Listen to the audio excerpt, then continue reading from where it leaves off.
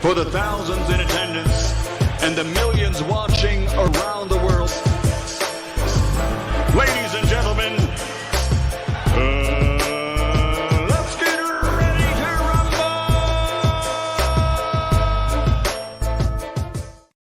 Yeah. What's up? It's our boy Coach Malachi Williams in the building. We back. New Minute Today USA Boxing. We are back. The old boy's back. You know, just trying to get everything set up right quick, guys. Forget old boy. We are back, man. New Minute Today USA Boxing, man. It's our boy Coach Malachi Williams. I'm here, man. I know, talking pretty fast right now. Guys, I just literally ran to the microphone.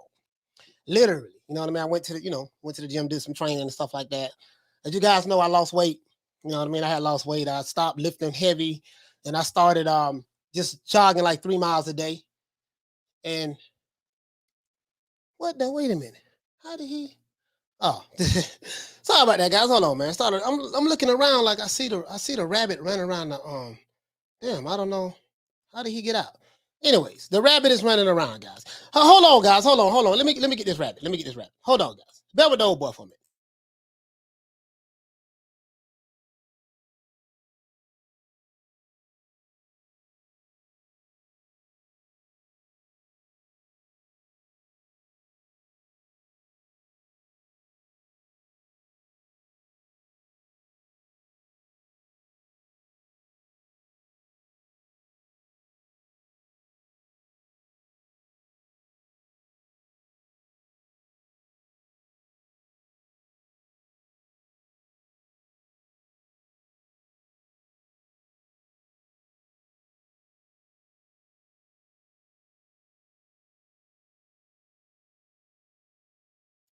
Sorry about that, guys. It was on mute. So, as you know, the weed is kind of affecting me right now. This is the only show on YouTube to where the host has to stop the show because the rabbit is hopping around in the living room. Sorry about that, guys. And I had it on mute, didn't realize it. You know, I'm going to blame it on the weed today. As you guys know, I take my holy smoke right before I come on the show. Pause. Anyways, let's get into this, man. Let me go ahead and give everybody a shout out, man. This dude, customer service. Shout out to customer service, man. The stickiest of the icky. You want to smoke with the old boy, Rick James? Anyways, let's see. Shout out to Lawrence. Hey, okay. You know what I mean? Shout out to everybody in the chat. As a matter of fact, let's do this here, man. I got to give everybody a round of applause, man.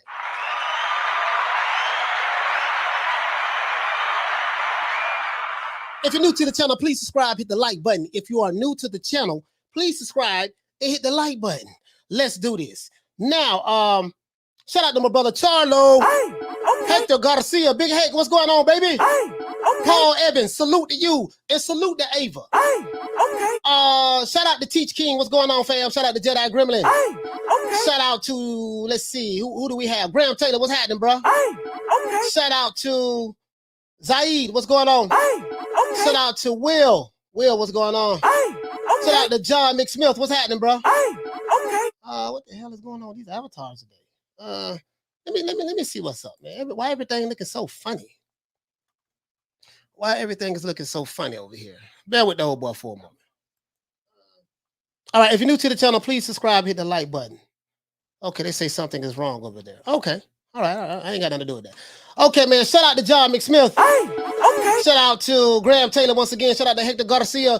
Shout out to Kaney. What's going on, fam? Hey, okay. Shout out to Punch Perfect Boxing. What the lick read? Hey, okay. Shout out to Jay Styles. Shout out to Anthony Evelyn. Shout out to Hooligan Music. Hey, okay. Shout out to, we do this OJ Jew-Man style over here, man. OJ Jew-Man style. Hey, okay. Shout out to my rabbit Hippity that was running around, hopping around, guys. Y'all say salute to Hippity. Hey, okay. Shout out to James Hickey. What's going on, fam? Happy Friday to you, brother. Happy Friday to you. And today is a happy Friday, bro. Boy, I got some of the stickiest of the icky, boy. I'm telling you, boy. Smoking with the old boy Rick James. R.I.P. to Rick James, man. Hey, okay.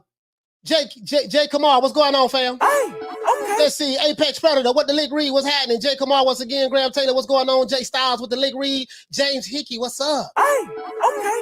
Let's see. Javon Soto, what the lick read? Hey, okay. Who else we have? Who else we have in the building? Who else we have? I want to J.H. Lethal. What's going on, bro? Hey, okay. UGC Flame. What's happening, bro? Hey, okay. Shout out to the Queen Bless 365. Hey, okay. Shout out to Javon Soto. Shout out to Don King. Hey, okay. You know, we always salute the queens, man. You know, this is a no-fly zone. We disrespect no women, and we don't talk about women and children over here. That's off limits. You can talk about me all day. You call me whatever you want to call me. I don't take it personal. Hey, okay. Shout out to Jawan. Jawan, what's going on, fam? Hey, okay. Halim in the building. Shout out to the UK. Hey, okay. You see what I'm saying? Yeah, the old man is back, man. Aram, what's going on, fam? The old boy's back. The old boy's back. Hey, okay. The old boy's back. I'm feeling good too, though. I ain't gonna sit here and lie to you, bro. Well, today gonna be a good show. Shout out, man. Shout out, man. Hey, okay. Shout out to Steve. Steven, what's up, baby? Hey, okay. Oh, man. Bonjo, what's happening? Hey, okay. Jeff Luciano, what the lick read? Hey, okay. Let's see. Who else we have? Rob Rib Shows. Rob Rib Shows, what's happening, bro? I know I saw you somewhere. Hey, okay. Let's see what's going on. George H, what's happening, bro? Hey, okay. What's happening? You see what I'm saying? What the lick read, baby? DC coolest kid. What's happening, man? DC check. Oh, DC. Shout out to them boys in DC, man. Shout out to them boys in DC, Baltimore, the Maryland area. Shout out to them boys over there, man. They get it in over there, boy. I'm telling you, I know for a fact. Shout out to Lawrence. Hey, okay. Shout out to Jamie. What's going on? Jamie, what's going on, fam? Shout out to my brother Jawan. Jawan in the building, man. Hey, okay. Malcolm, what's going on, fam? Hey, okay. AVG in the building. Chase Money. Shout out to Major Key Boxing. Hey, okay. Shout out to who else we have? I think that's it. Dragon Leg. What's going on, fam? Hey, okay. Jerry, what's going on, bro? And I think that's it. I think we got everybody. We got it. What's up? What's going on, fam? Hey, okay. I think we got everybody, man. So now listen, man. You know, 8 days from now, the Canelo Alvarez and the great Caleb Plant, Sweet Hands is what they call him. The fight is going down like the Titanic next month. Next week, next Saturday, next month, November the 6th. Yeah, man. Yeah. Now, for all of you pro Caleb Plant fans out there,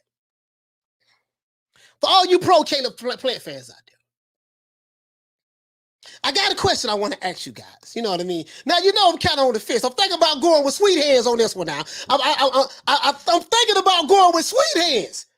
You know, because he Floyd Mayweather mixed with a little bit of Sugar Ray. You know how I do it. So Floyd and Sugar Ray mixed together, that's going to be a hell of a combination to try to overcome.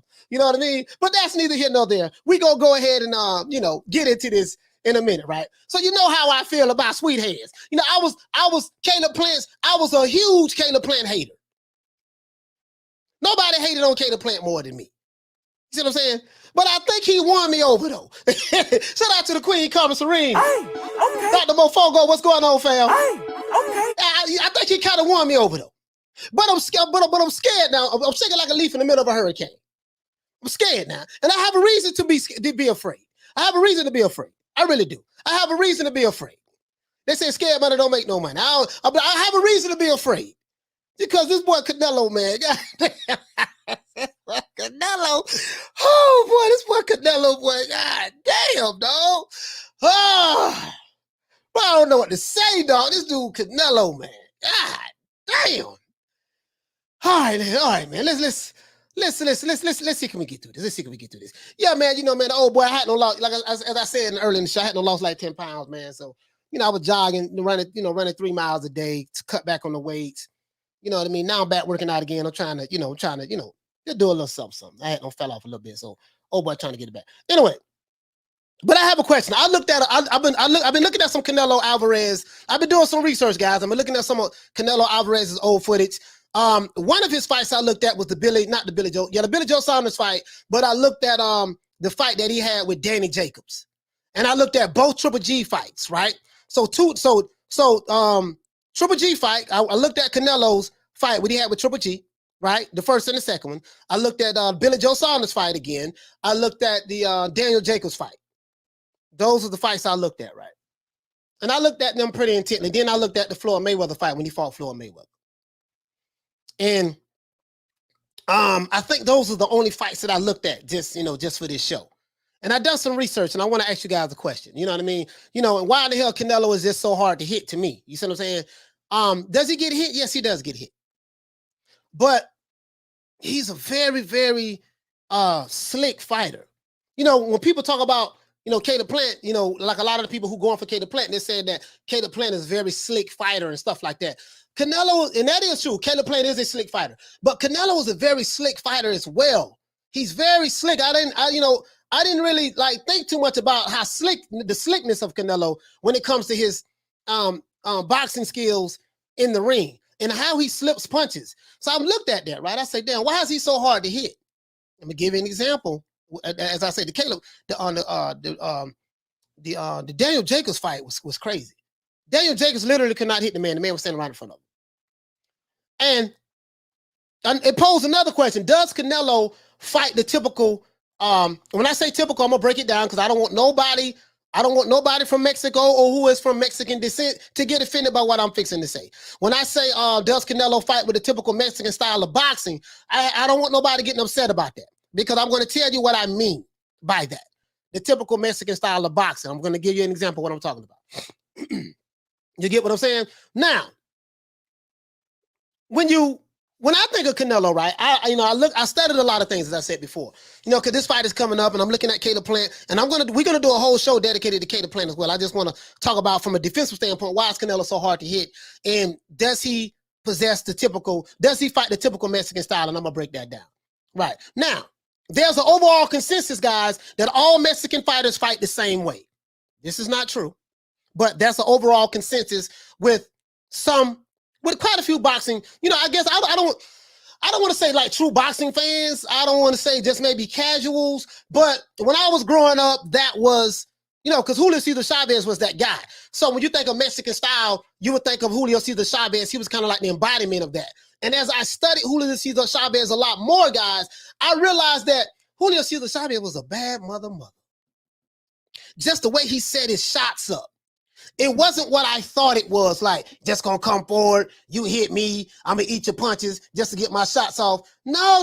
It's not as simple as that. And I think that's an overall, misconception. And I was one of those guys too. Thought the same way. The typical Mexican style, that I was taught growing up, come forward, no defense, take one shot and land two and brawl. So this was the definition of Mexican style. When I was growing up, just come forward fighting style. Mexican fighters were known to be able to take punches, so you literally couldn't hurt them. I.e., Julio Cesar Chavez. It was at one point in time you couldn't really hurt that dude at all. That's just how he fought, right? No defense. I'm not saying Julio Cesar Chavez didn't have any defense, but I'm saying this is like the stereotype, right? No defense, take one shot to land two and brawl, right? Now, most boxing casuals think Mexican style is just one style. But what I learned, that is the furthest from the truth, right?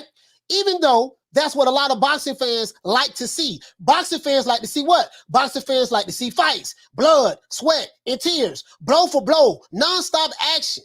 But when it comes to Canelo, I've observed that he is a combination of a different kind of Mexican and American styles, right? He doesn't fight the typical, stereotypical way when it comes to this Mexican style of fighting. That's not Canelo.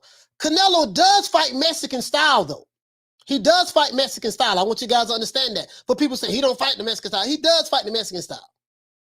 You know what I mean? He does, but I'm gonna explain to you why. He just doesn't fight the typical Mexican style of fighting that fans of the past like myself are used to. So you figure because he's not fighting the way we're used to seeing, like Julio Cesar Chavez don't fight, you're saying he doesn't fight the Mexican style. No, he does. I'm finna explain why. The old rock'em and sock'em Mexican style of fighting will get you killed in the ring. It'll get you killed in the ring, right? You take unnecessary punishment when you don't have to. Canelo does pressure fighters, right? He pressures fighters all the time. And, the old Mexican style of way is they are pressure fighters. Pressure fighters, right? But I'm gonna tell you what I learned just studying Canelo, how he does it. And this is why I say there might be some kind of problems for Caleb Plant. Now I'm looking for sweet hands now. I'm thinking about rolling with sweet hands, but I'm kind of shaking in my boots right now. Karma Serene, Floyd mixed with Sugar Ray. I know you shaking over there in Texas right now, my sister. But we're gonna break it down like a 57 shit, right? Now, you see what I'm saying? But you don't want to take unnecessary punishment when you don't have to. Now, I will say this. Canelo does pressure fighters with the typical Mexican style way of pressuring fighters, but he does it to pressure them into a mistake. When you put pressure on fighters, sometimes, you know, it does a lot of things psychologically, and I'm going to break that down to them, right? But the one thing that I have noticed about the Mexican style of boxing that Canelo employs is that he's always in position to land his punch. This is where I break this shit down. He's always setting you up for the counter. You get what I'm saying? And he uses his footwork in feints to set everything up perfectly. Canelo's offense is set up by his defense. This is what I learned. This is from studying like this past few days. From studying, Canelo's offense is set up by his defense. Like literally, I broke these 5 fights down, right? Canelo uses certain defensive principles to set up his opponents for vicious body attacks, body shots, hooks, and uppercuts. So he employs that pressure style, but is it typical of what I'm used to seeing from back in the day? No, it's not. This is what I mean by his ring IQ has gotten up. And I told the guy he's gotten a lot better since he fought Floyd. And people told me, well, he ain't got better since he fought Floyd. He ain't been fighting nobody. And I'm like, but damn, you know, either this guy's hating or he really means that or he really don't know what he's seen. I don't know. It's not my job to try to figure that out. Now, Canelo, he's very patient during fights. And he trusts the game plan. Whatever game plan that him and Ed Reynoso put together, he trusts the game plan. And he does make adjustments. He makes adjustments. Something that, you know, Anthony Joshua didn't do when he fought Alexander Usyk. He never made the adjustments, right? Canelo makes adjustments. Fighters like my favorite fighter, who I was a fanboy of, Pernell Whitaker, back in the day. R.I.P. to Pernell, man. Fighters like Pernell Whitaker and Floyd Mayweather Jr. knew how to use defense to set up their offense. Now, the one thing that you will notice about these type of fighters like Pernell and Floyd Mayweather is when you make a mistake, they are always in the position to do what? They're in a position to counter you. They're in a position to slip punches by inches and land punches from angles that the opponent did not see coming. Pause. Canelo doesn't fight wild or sloppy like a Sean Porter or a Marcos Maidana. He doesn't fight like that. Canelo fights more economical. He sets traps with his defense to make his opponent think that he sees something that's not there. You know how they say, well, I see something. I see something. Remember Michael Garcia, I see something. When you're on the sideline, you see a whole lot of shit too when you get in there, right? But from what I see, Canelo sets traps with his defense to make his opponent think that he sees something that's not there. Floyd Mayweather was a master at this. Floyd Mayweather was a master at it. Canelo is perfect when it comes to anticipation and timing his opponents. Floyd Mayweather was a master at that. Now, even though a lot of Mexican fans won't admit this, they won't admit this because they hate this guy with their passion. Not all, but some. They hate this guy with their passion. Even though a lot of Mexican fans of Canelo will not admit this, but the Floyd Mayweather loss was the best thing to ever happen to Canelo Alvarez.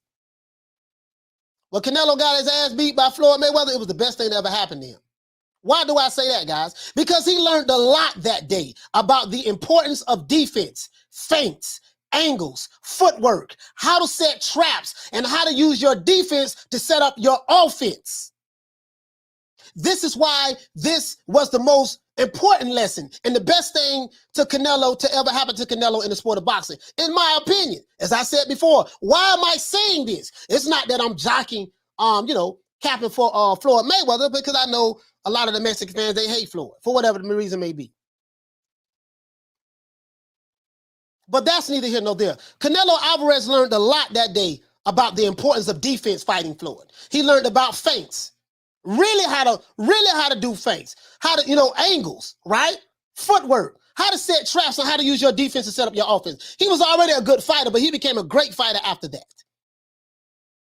Now, a lot of the Mexican greats that I love, like Juan Manuel Marquez, Pepino Cuevas. A lot of y'all don't know who that is. Some of the casuals. Ruben Alvarez. You see what I'm saying? We have what was other brother named Eric Morales, bad boy. Carlos Zarate. Forgot about him. Salvador Sanchez. Julio Cesar Chavez. They did not fight the same way. So I just named some of the Mexican great fighters. All of them did not fight the same way. Some of them did, but a lot of them, they didn't fight the same way.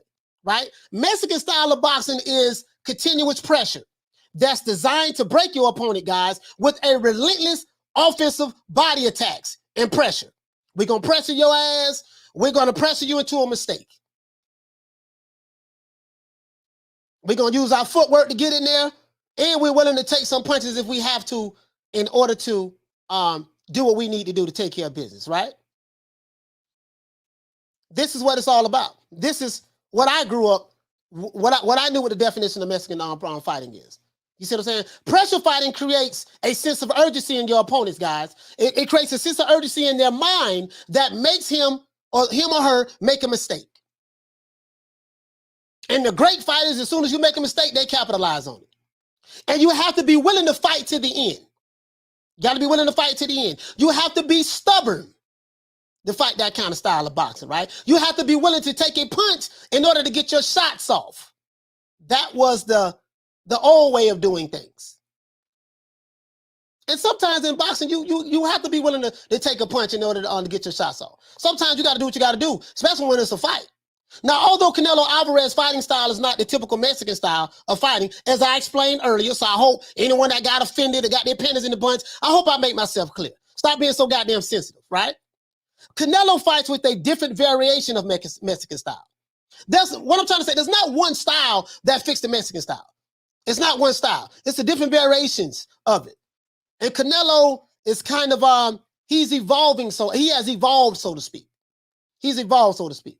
Now, will this be enough for Caleb Plant on Saturday to beat, will this be enough, not for Caleb Plant, but for Canelo Alvarez to beat Caleb Plant November the 6th? I do not know. I don't know if this will be enough for Canelo to beat Caleb Plant. From what I've studied, you know what I mean? I don't know if that'll be enough. I pretty much think he probably will beat Caleb Plant. I think he'll stop him late. You know what I mean? But I'm still riding with sweet hands, though. But I do believe that this will be a great fight, guys. I do believe this, right? Now, I want to ask you guys in the chat, because I did do a survey. I'm going to pull it up. I'm going to pull a survey up. And I'm asking you guys in the chat, do you think that Canelo fights with the typical Mexican style of boxing? And why do you think Canelo is so hard to hit? And I'm gonna give you some receipts. I can't play the fights because I don't want to get dinged. I can't play the fights, but study the Daniel Jacobs fight and study the Triple G 1 and 2 fight. Even though I do have Canelo losing that first Triple G fight, but just study it anyways. Watch that fight and watch the second fight. You'll see exactly what I'm talking about. If you're new to the channel, please subscribe. Hit the like button. If you're new to the channel, please subscribe. Hit the like button. Let's get into this. I got some receipts I want to show you guys, but I want to talk to some of these guys over here. Ralphie says on Triple G Mexican style. Yeah, Triple G ain't got no goddamn defense. John McSmith says Salvador Sanchez smooth as butter. Yes, sir. Yes, sir. Yes, sir. Hey, okay. Yes, sir. Yes, sir. Yes. Salvador Sanchez, bad boy, man. Salvador Sanchez, bad boy, man. Really though. Salvador Sanchez was a mug, man. Was a mug, bro. Salvador Sanchez was a mug, man. He like one of my favorite fighters, literally, hands down. Period. Salvador Sanchez. Let's see. I was looking for something, guys. He says, Zaire said that's what Eddie Reynoso wanted out of the Floyd Mayweather fight. Okay. Okay. He says after his loss to Mayweather, he saw what he's been doing wrong and became better. Yeah. Absolutely. Absolutely. So this is what I'm saying. Like that was a stereotypical way of what Mexican style boxing was. If you young, you don't know nothing about this. But I've been watching boxing a long time, and a lot of the people I grew up with, that was the overall consensus. And as a matter of fact, you ain't got to believe me. I got some receipts I want to show you. I got some receipts I'm going to show you. I got some receipts I'm going to show you. To back up every goddamn thing I'm saying. You know me, I'm the receipt guy. He says, Mike the dealer says, I think he does. He just added upper body movement to his game. Kind of like a hybrid. Kind of like a hybrid. He says, Canelo has the mailman to Mexico style. He says that he kind of those, he kind of those fight Mexican style. Okay. Pugilism says he's calculated, doesn't make many mistakes, very disciplined. Yeah, that's what I mean by that. Disciplined and stubborn.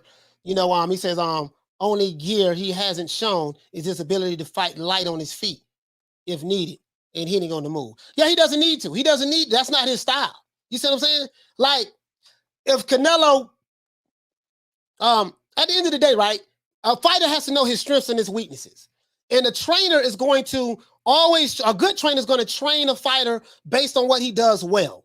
And the things he doesn't do well, you work on those things, but you don't try to make a fighter who has a natural talent or gift to do something. You don't try to make him an all new complete fighter. Look, dude, this is what you good at. This is what we're gonna make you strong at this. Work on a few of those things, but we're gonna make you strong at this. This is what you're good at. This is your identity. This is what it is. Go impose your will on this guy. You see what I'm saying? So you don't have to try to overhaul anything. You see what I'm saying? DC Coolest, he said he did get better. Yeah. A lot of the Floyd Mayweather haters won't admit that at all. They're not going to admit that, but it's true. But the eyes don't fool me. He said Canelo fights the Mexican style. He's just that much better than the others. All right. Let's see. Rod Rib Show says Canelo doesn't have the classic Mexican style. Well, he said, rolling with the punter, say, look at Canelo and Trout, Kirkland. He was doing things that people said he learned from Floyd. Shaking my head, Canelo been using head movement since he was young. He just got better. That doesn't mean he didn't learn nothing from Floyd, though. That doesn't mean he didn't learn nothing from Floyd. I mean, if you hate Floyd Mayweather, you would say he didn't, but he learned a lot from Floyd, bro. He said, I had G winning the first fight clearly. The second fight looked like a draw to me, but wasn't upset with Nello winning. The first one was no draw. Yeah, the first one was no draw. Dr. Mofongo, Marquez, great counter. Yeah, Marquez was a great counterpuncher. Great technician. Yep. And he didn't fight like Julio Cesar Chavez. That's what I'm saying. Like, you know, two fighters from Mexico, Dr. Mofongo, but Juan Manuel Marquez was a counterpuncher. And he didn't fight like Julio Cesar Chavez. Chavez was a pressure fighter. But he's became really hard to hit though. Like you very seldom get a clean shot on Canelo.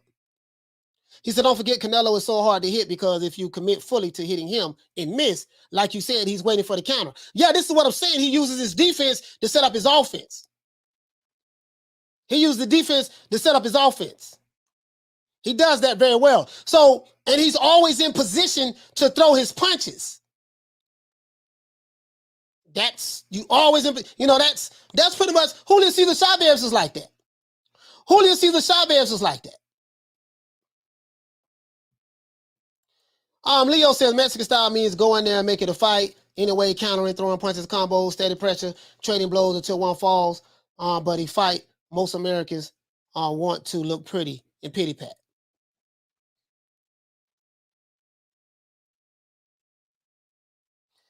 He learned a lot from the lower fights too. Yeah. He learned a lot from the lower fights as well. Learned a lot. He learned a lot from the Floyd Mayweather fight. Learned a lot from the lower fight. Learned a lot. I would say he learned a lot from a lot of people he fought with. You know, I'm just saying Canelo in Mexico eating the same thing Fury eating, wild boar. Okay, Robert Brown. Let's see.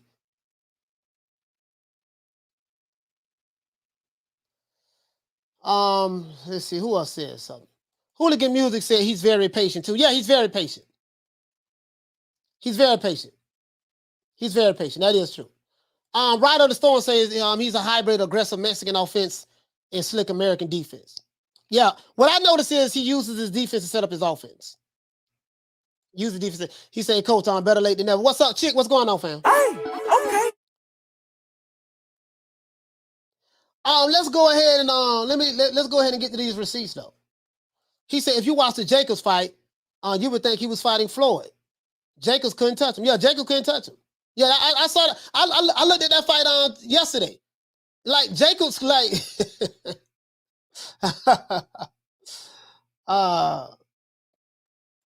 he says, much love, Coach. I just don't like people trying to give Floyd the credit for Canelo's success. Yeah, no, I'm not doing that. I would never do that. Listen, I can never give another man credit for something that another man worked for. What I mean by that is this. Canelo worked hard, put the hours in the gym to become the great fighter that he is. I'm not going to sit back and say it's solely because of that one fighter that made him like that. Nah. If that was the case, how come the other fighters who fought Floyd didn't turn out that way? So you can't say that. But he did learn some things from Floyd. But to be fair, he learned some stuff from Laura, Kirkland, and other people he probably fought as well. He learned something from the Triple G fight as well. Because if you look, I'm gonna tell you what he learned in the Triple G fight. When he fought Triple G the first time, Triple G was on the front foot, and Canelo was basically, sorry about that, guys, fighting off the back foot. What he learned in that fight is, you know what, Triple G can't really fight that good going backwards. I'm gonna make him go backwards. In the second fight, he fought Triple G totally different in the second fight than he fought on the first fight. So he learned a lot from there too. He learned a lot from there too. To this day. You see what I'm saying? He learned a lot from there too. He says, like I said, Canelo been dodging punches like that, like he did with Jacobs. He was dodging like that at a 17-year-old, just not as refined. Yeah, he probably was dodging punches, but I'm just saying for me, like to you, he's been doing this all his life since he was 17. To me, he wasn't. To me, he wasn't. You know what I mean? We had to disagree on that. We have to disagree on that. But to me, he wasn't. But that's neither here nor there. You feel that way, I don't. He said the only credit I give him is he's learning from his mistakes and raising his IQ. Javon Soto says he learned he could take a clean punch. Yeah, especially in that Triple G fight. Fight. Yeah. Sony Chiba says, yo, what's up, coach? What the topic we in here? Hey, it's look at the title, man. Look at the title of the show. Look at the title of the show. Jawan with the safe family say fast. Nello has a high boxing IQ to make adjustments in the second Triple G fight. He lost that first fight. Pugilim said, he said that's the key, coach. Let's say I'm using defense to manipulate the reins and dictate the pace, make fighters miss, let them swing in the air and land, clean the shot. Yeah. Exactly. He does that well. He does that very well. You know what I mean? He does that. The greats know how to do that shit. The greats know how to do that shit, right? So let's look at an article. I found an article that was written in 2018, guys. I want to read it to you. I really want to. I'm looking at a list of all of the great, fighters that came out of Mexico. It's a lot of them. God damn. It's a lot of them. Julio Diaz. It's a lot of them, guys. I got a lot of them over here. Too many to name. It's too many to name. But anyways, it's too many to name. But let's go over here. I want to show you guys something. You know me, I like to show receipts. So now, some guys get mad at me talking about Mexican style and what you talking about and yada, yada, yada. I'm going to show you this. And let me blow this up a little bit so you guys can see it. 175. That's the best the old boy can do. That's the best the old boy can do. Let's see, can I take it to 200? So I found this article very, very intriguing, right? Now, this article is 3 years old. It was written February 15, 2018. He said, this is the history of Latino and Mexican boxing, right? And you can see the great Julio Cesar Chavez. This is a history lesson I just want to share with you guys, the younger fight fans, not the older ones. You know what I mean? If you're older, you pretty much know a lot of this stuff. Julio Cesar Chavez became a Mexican national hero, as you can see, and he helped make boxing in the United States into a largely Latino sport. This is what I want to talk about today. Boxing in America has become a largely Latino sport. What do I mean by that? I'm going to show you what I'm talking about. Do you notice that you know what? No, I'm not even going to go there yet. Let me move on. It says, for at least a generation, boxing's cultural impact has declined in the United States. Seemingly everyone involved with the sport, from promoters to fans, has offered opinions about how to restore boxing to the mass popularity it last enjoyed when Mike Tyson was a household name. See, when Mike Tyson was a household name, guys, boxing was fun. Boxing was, because Mike Tyson pretty much carried boxing. He was the biggest star in the sport. He was bigger than Oscar De La Hoya. He was bigger than Julio Cesar Chavez. He was the biggest guy. from a popularity standpoint. Man had video games. Tyson's Punch Out. He had all kind of endorsements. Mike Tyson was huge. If you wasn't around during that time, you would not know this. So when you guys tell me about your fighter's a star, he's this, he's that, I look at you sideways because I know what a star looks like. I've been around long enough to know what a star looks like. So I kind of look at you sideways when you tell me that. As a matter of fact, before I continue to read, guys, I want to show you guys how I look at these dudes. I look at them like they got 9 heads. When they tell me they fighter did 200,000 pay-per-views and 15,000 came to see him fight at a venue that hold 20,000 and he's a star and this and that. Let me get where my dog at? Where my dog? Where my dog at? Bear with the old boy for a minute, guys. We gonna get back. We gonna get back to it. We gonna get back to it. The old boy, we gonna get back to it. I promise. You know me. You know me. Oh, here it goes. It's coming up right now. It's coming up right now. It's coming up right now. Where my dog at? You guys already know where I'm going at with this. You know where I'm going at with this. Where my dog at? Here you go, right here. Here you go. Here go my dog, right?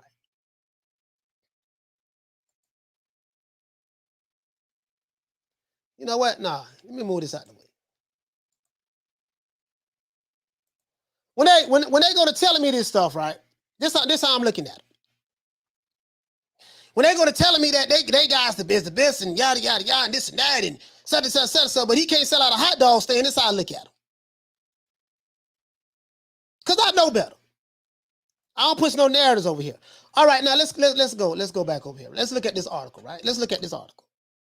Let's look at this article. Now, let's see what they talked about. Okay, cool. We read all this. It say for most of its history, talking about Mexican boxing. It say boxing, not Mexican boxing, but just boxing in general. Boxing has fluctuated between societal acceptance and rejection, right?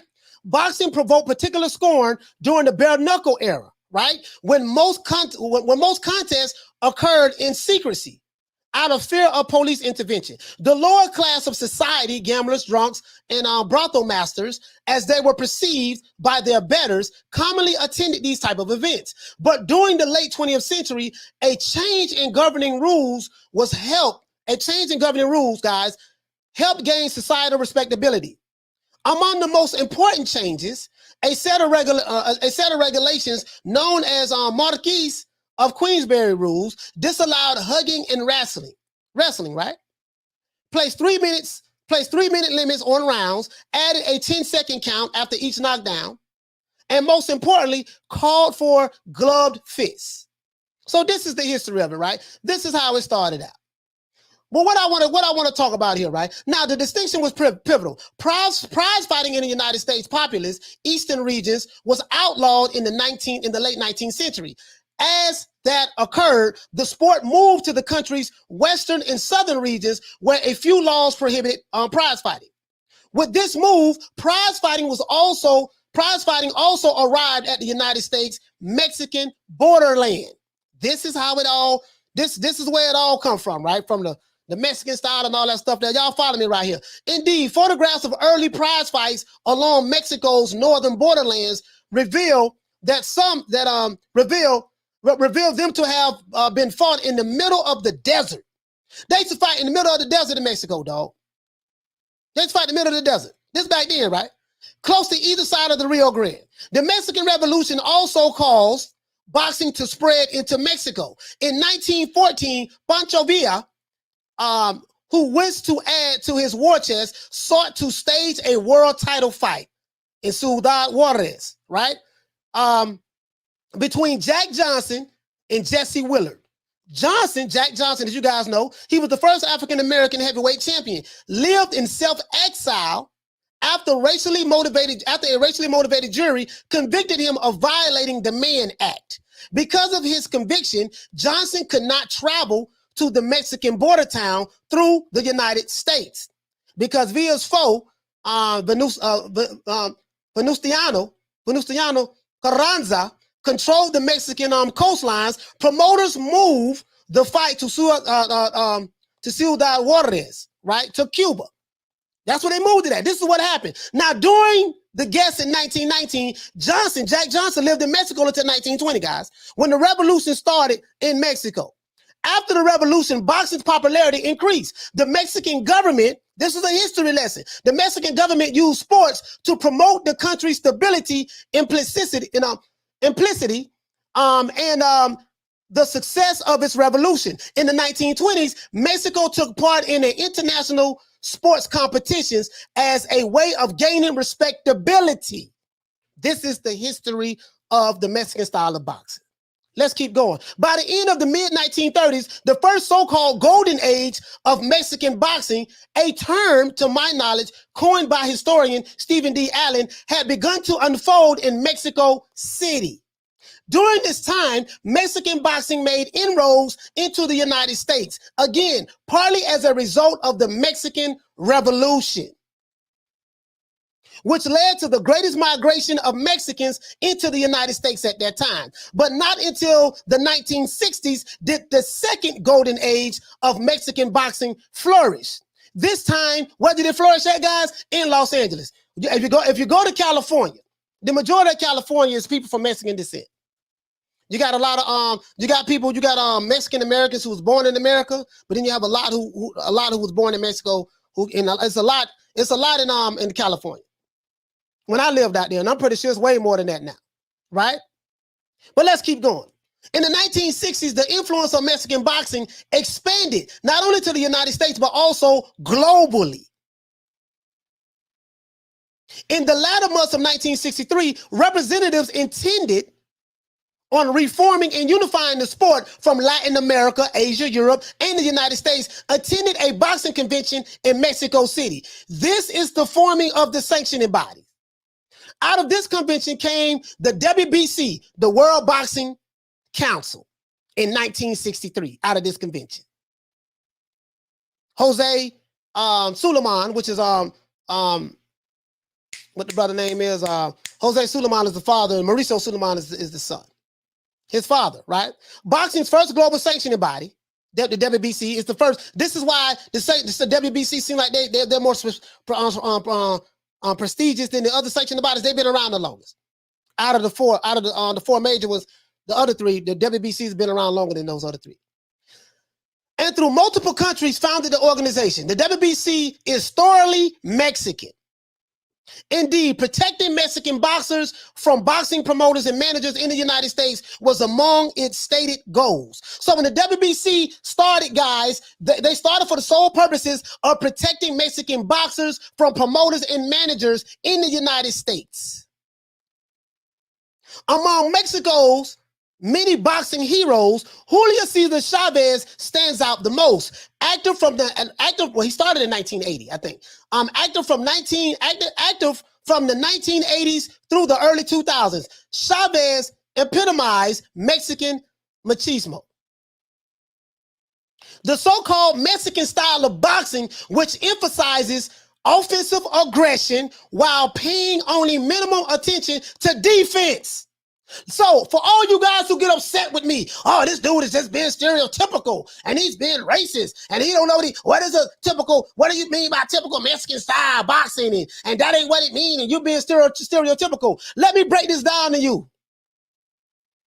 Among Mexico City's many fighter boxing heroes, Julio Cesar Chavez stands out. Active from the 1980s through the early 2000s, Chavez epitomized Mexican machismo.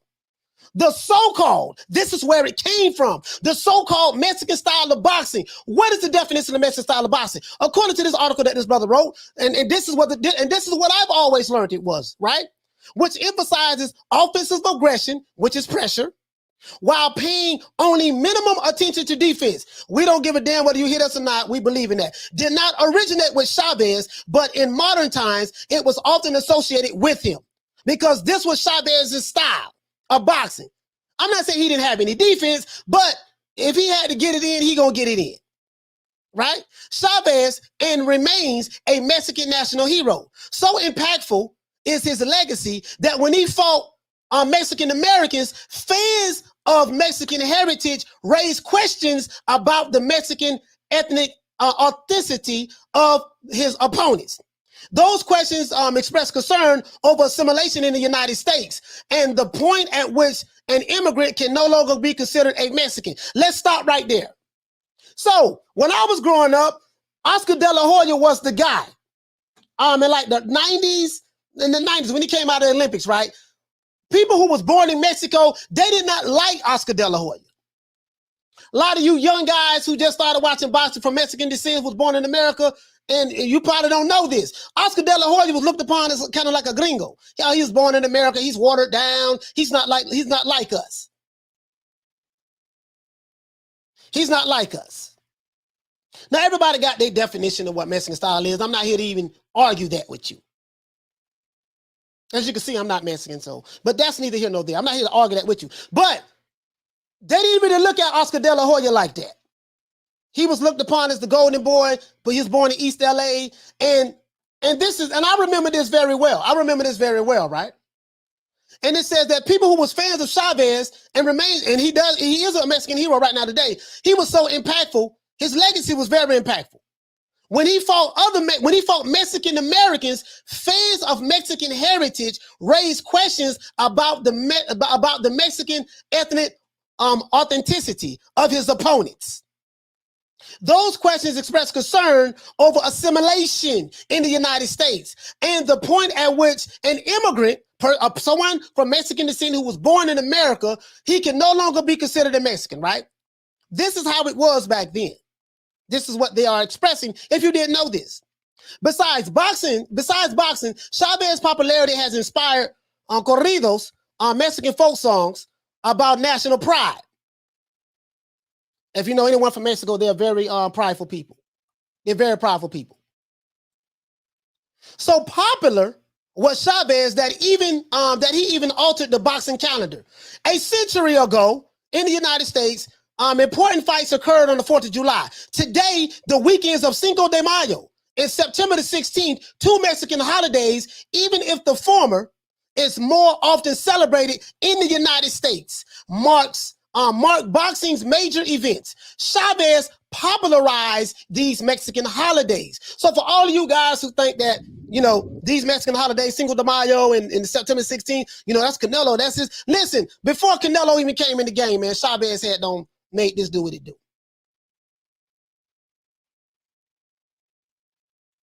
I mean, I can even say that, I even go as far to say that Chavez was the reason why that this holiday is really celebrated so well in America, to be honest with you. But Chavez popularized these Mexican holidays within the boxing world. The tradition of boxing, he said, the tradition of boxing on Mexican holidays continue with the career of Saul Canelo Alvarez, one of the top 3 most popular boxers in the world. During Alvarez and other Mexican boxers' fights, fans enthusiastically wave the Mexican flags, sing in Spanish, and dress in colors denoting their national pride. Spectators on both ringside and at home would not agree with the notion that boxing is dead. Though it is true that boxing's demographics have changed, the sport is very much alive. Boxing is a Latino sport, and the change has occurred over 125 years. Now, I don't know if I would say that boxing is a Latino sport. I don't know if I would go that far, but I understand what he's saying. I kind of get what he's saying. I'm gonna give you a perfect example. Do you notice that a lot of you have American fighters, they fight in, you have like a lot of American fighters who may have a fight. Let's say like a Terrence Crawford or Errol Spence or Deontay Wilder. You notice that a lot of these American fighters,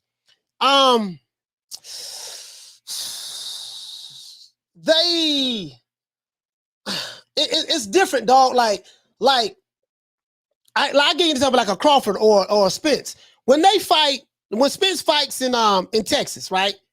He has a lot of people come out to see him. But if you look in the fight, the demographics in the fight, it tells you the story. Like over here in America, like boxing is very prideful in Mexico. And if you become a big star in the sport of boxing, like, a lot of these Mexican fighters who are real good, they have a whole country backing them. Canelo Alvarez has been able to do that. But Canelo Alvarez is able to do that not only because he's from Mexico, but Canelo Alvarez is a damn good fighter. He's a damn good fighter. And for Caleb Plant to beat this guy, he's going to have to be damn near perfect. But this holiday, Cinco de Mayo and stuff like that, he was the one that Julio Cesar Chavez made that popular. As we do know that Floyd Mayweather started fighting on the Mexican holidays as well. Floyd Mayweather was very smart. He understood that the demographics of the sport of boxing, the fans here in America, mostly were a Mexican fan base. So he chose to fight a lot of Mexicans, make them hate him, because a lot of the Mexicans hated Floyd Mayweather, and he knew that they would spend money to pay to see him lose, more so to pay to see him win. And if you're a fighter, you don't give a damn whether if they like you, cool. If they don't like you, cool. But if they're willing to pay to see you lose, and Floyd Mayweather understood that, he galvanized on that. He galvanized on that. He was a black American, but he used to fight on Cinco de Mayo. Wearing Mexican hats and stuff like that. Don King, hell, back in the day, when he promoted Julio Cesar Chavez, he come to the ring with the Mexican flag. They did that. He capitalized on that, right? Floyd was a master marketer. I can't take that from him. I can't take that from him, right? But I'm saying is, Canelo Alvarez, he's a bad boy. And this is not a pro Canelo show. I'm just saying, dude, like, I watched some of these fights. I watched the Triple G first fight, which I thought he lost. I watched the Triple G second fight, which he fought totally different than he did the first fight. I watched the Daniel Jacobs fight, and Daniel Jacobs is no scrub. And watched the Floyd Mayweather fight, and it was another fight I watched. And I noticed how this guy, I didn't give him a lot of credit for his defense. I didn't give him a lot of credit for his defense. But Canelo uses his defense and footwork to put him in, and he's always in position to throw his punches with leverage. He's always in position. So he does have like the Mexican style from a pressure standpoint, but it's not the typical, and let me read it here again, because I don't want you guys to think I'm tripping. It's not the typical, Julio Cesar Chavez style. It's not the typical that. The Julio Cesar Chavez style. Now, so Julio Cesar Chavez, I watched a lot of his fights. I'm not, he had defense, but it was more Chavez like, I'm gonna press, I'm gonna pressure your ass this whole goddamn fight. If you miss, and Chavez had a mean left hook to the body. Mean left hook to the body. And what I see with Canelo is he's kind of like, his style is kind of like a hybrid. It's American style boxing, and it's a combination of the Mexican style pressure boxing, but it's also American style boxing as well. Maybe even a little bit of Cuban style boxing as well. He's been able to, he knows who he is as a fighter. I just say this. He knows who he is as a fighter, right? But he's been able to take many different styles and morph it into his own style.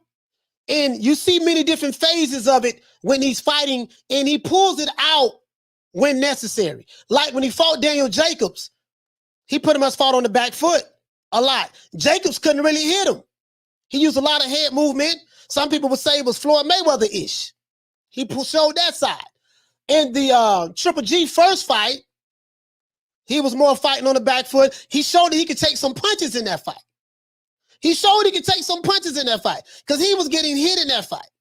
But boy, he was hitting Triple G with some hell of a shots. Triple G has no defense. Triple G really fights that old stereotypical Mexican style. Triple G has that style. Triple G, he don't duck no punches. Triple G don't duck no goddamn punches. Triple G don't duck no goddamn punches. He don't, right? He just coming in there, and then when he fought Canelo, Canelo seen that. He said, you know what, in the second fight, I got something for this boy. This second fight, I got something for this boy right here, this second fight. I watched that fight 2 days ago. 2 days ago, I watched that fight. I watched that fight 2 days ago, right? Sorry about that, guy. I watched that fight 2 days ago. So I'm like, okay, damn. So I look at, when I see Canelo, I look at his base, his legs, his legs. He always keep himself in position to, Billy Joe Saunders was the other fight I saw. Always keep himself in position to throw, and damn near all his shots gonna be power shots. Damn near all his shots gonna be power shots, right? It's gonna be some power shots. It's gonna be some power shots. So his style is not the typical, as I said before, guys. Let me see, can I find it? Because I want to make sure. I should drop this link for you guys so you guys can look at it. This guy wrote a damn good article. He wrote a damn good article. He wrote a damn good article. I like this article. I like this article. I'm not even gonna lie. I like this article. I really do. Okay, here you go right here, guys. So Canelo doesn't fight like this. The so-called Mexican style, and he says so-called in quotations, the so-called Mexican style of boxing, which emphasizes offensive aggression while paying only minimal attention to defense, did not originate with Chavez, but in modern times, it is often associated with him. This was Chavez's style. I've seen about 20 Julio Cesar Chavez fights. That was his style. He had no hell of a defense, though. Anybody say Chavez had one of the best defenses in boxing and he had a hell of a defense, you don't know who the hell Julio Cesar Chavez is. He fought that stereotypical style. I say stereotypical because this is, and there's no one style for Mexican style, because Juan Manuel Marquez, he didn't fight that way. Look at Eric Morales. We're gonna look at some of the Mexican greats right now. Hold on. He said Canelo's head movement and defense is very similar to Lucia Nicolino. Okay. But with power. Look up his highlight videos. Salute, coach. Yeah, man. Shout out to Al Capone for dropping that quarter of a bam dub on your boy. Hey, Leroy! Super chat received. Playtime's over, boy. Yeah, man. I appreciate that, man. Listen, check this out, bro. Let me tell you something. Let's look at some of these fighters. Like, I don't want nobody to think that, when you think of him, he said that's what I mean. Triple G has a good defense, but he tanks. He takes good attacks. I don't understand that. Yeah. Triple G ain't got no good defense to me. I ain't gonna lie to you, dog. Triple G ain't got no good defense to me. He ain't got no good defense to me. Marquez was a bad boy. Bro, hold on. Let's go over here, guys. Let's go over here. Let me blow this up for you guys. Let's look at, there's no, I just want to clear this myth that, Mexican style is just one style, and it's not. It's really not. Let's go here now. This is the list of all the Mexican boxing world champions, right? This is the champions, but let's see. We know they got Salvador Sanchez on there. Salvador Sanchez. There's a lot of them. 1968, Mando Ramos, Raul Rojas, Jose Napoles. Let's see. Well, let's look at some of the ones that let's see. There's a lot of them, bro. Miguel Canto. We know Miguel Cotto is from Puerto Rico. This is flyweight though, right? Pepino Cuevas. Pepino Cuevas, that was a bad boy. He was a bad boy. I gotta look at some more videos of this guy right here, right? Danny Lopez. The great Salvador Sanchez. Then Salvador Sanchez passed away. I think he died in a car accident. The great Salvador Sanchez. Bad boy right here, man. One of my favorite fighters, the great Salvador Sanchez. Bro, it's just so many. It's just so many here, right? Dundada says our Mexican style pressure fighters only is a myth. No, but I'm just saying that was the like, hold on, who is it? JC? He said, Coach, drop a link. All right, I'll drop a link on here. You can come on. He said, Dragon Lady. He said, who you got, Triple G or Murata? I'm gonna just go with Triple G, man. I don't know much about Murata, to be honest with you, bro. I'm gonna just go with Triple G just on GP. The game says, he said Salvador Sanchez had ridiculous defense. Exactly. Exactly. This is what I'm saying. There's not a typical Mexican style like what they're saying right here. What Julio Cesar Chavez is for. That's not true. That's not true. That's not true. That's not true. You see what I'm saying? And so when they say Canelo doesn't fight the typical Mexican style fight, he's not. He doesn't fight that typical what's known to be what how Julio Cesar Chavez fights. No. He's very fluid at the hips. He has damn good upper body movement. He gives angles. It doesn't look like Canelo gives angles, but he does. Listen, this dude, and he's very witty in disguising his attack. You really don't know which hand he's going to throw, which hand he's going to hit you with. I'm like, bro, it's like, bro, it's some great fighters right here. They got Oscar De La Hoya, but Oscar De La Hoya is from LA. Oscar De La Hoya is from LA, guys. He's from LA. hey, hello. Hey, what a Mexican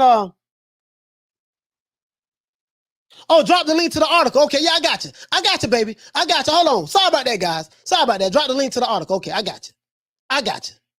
Here you go right here, baby. Hey, here goes the link to the article, guys. Hey, Oscar De La Hoya from LA, guys. So I don't know if y'all want to count him. Jay Styles say close enough. I don't know if y'all want to, because back then they wasn't accepting De La Hoya like that, dog. They wasn't accepting De La Hoya like that. I'm telling you, bro. The brothers and sisters from Mexico, they didn't really accept De La Hoya like that. I'm telling you, bro. Now, I'm telling you. Hold on, I'm finna drop the link to the let the old boy drop the link for you guys. If you're new to the channel, please subscribe, hit the like button for the old boy. If you're new to the channel, please subscribe, hit the like button. Let me go ahead and drop this link for you guys for this article. This is a damn good article, bro. I'm telling you. Here is the article.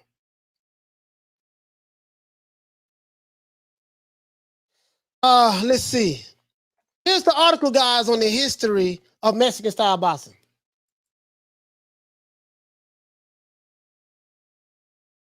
I'm sending the link right now, guys.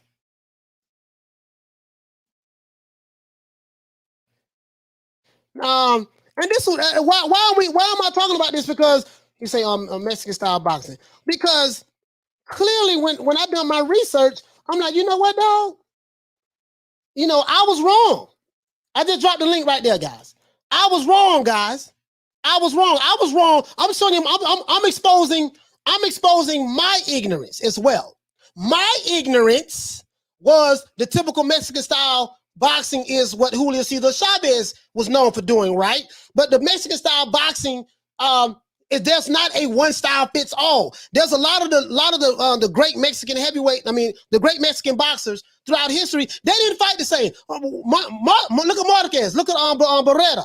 You know what I mean? Marquez was a hell of a counterpuncher. He was quick too. You see what I'm saying? But let's look at this list here. Now, I don't know if y'all want to accept De La Hoya. Do y'all want to accept De La Hoya? Well, hey, are y'all accepting De La Hoya right now? Anybody from Mexico? Do y'all want to accept De La Hoya? Yes or no? That's all I'm. Hey, because as far as I'm concerned, De La Hoya is American. Hey, listen. Hey, do y'all want to accept De La Hoya right now? That's what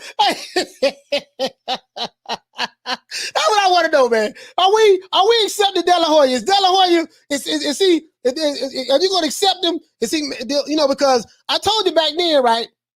They didn't, and expect when De La Hoya beat Julio Cesar Chavez, listen, a lot of the Mexican fan bases from Mexico, they hated De La Hoya. If you my age or older, you remember this. When Oscar De La Hoya beat Julio Cesar Chavez, stopped him. Guess what? They hated De La Hoya after that. They hated De La Hoya. He said there are tendencies from the region to region. Mexico fighters are okay with mixing it up. American fighters tend to be slick. European fighters fight upright. Yeah. You're right about that. Everybody has what they're known for. Rolling with the punter said, Oscar De La Hoya, he's still very proud of American. He had to say it, girl.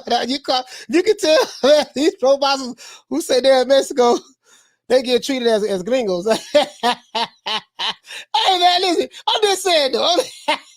All right, okay. Hold on. Junior Delgado, he says he's not Mexican. Oh, man, come on, man. Y'all don't want to sell De La Hoya now. Hey, JB in boxing, he said, I'm from Mexico, I'll accept them. Okay, that's what I'm talking about, baby. That's what I'm talking about. He said one Marquez at 135 at the time, Floyd fought him at 147, didn't he? Oh, y'all talking about that. Okay. Hey, Bon Scott, Andy Ruiz is American. You can have him. You know, well, heavyweight is different. Heavyweight is different. Heavyweight is different. You see what I'm saying? Right out the store said, I'm from LA and we don't want him. Hey, come on, man.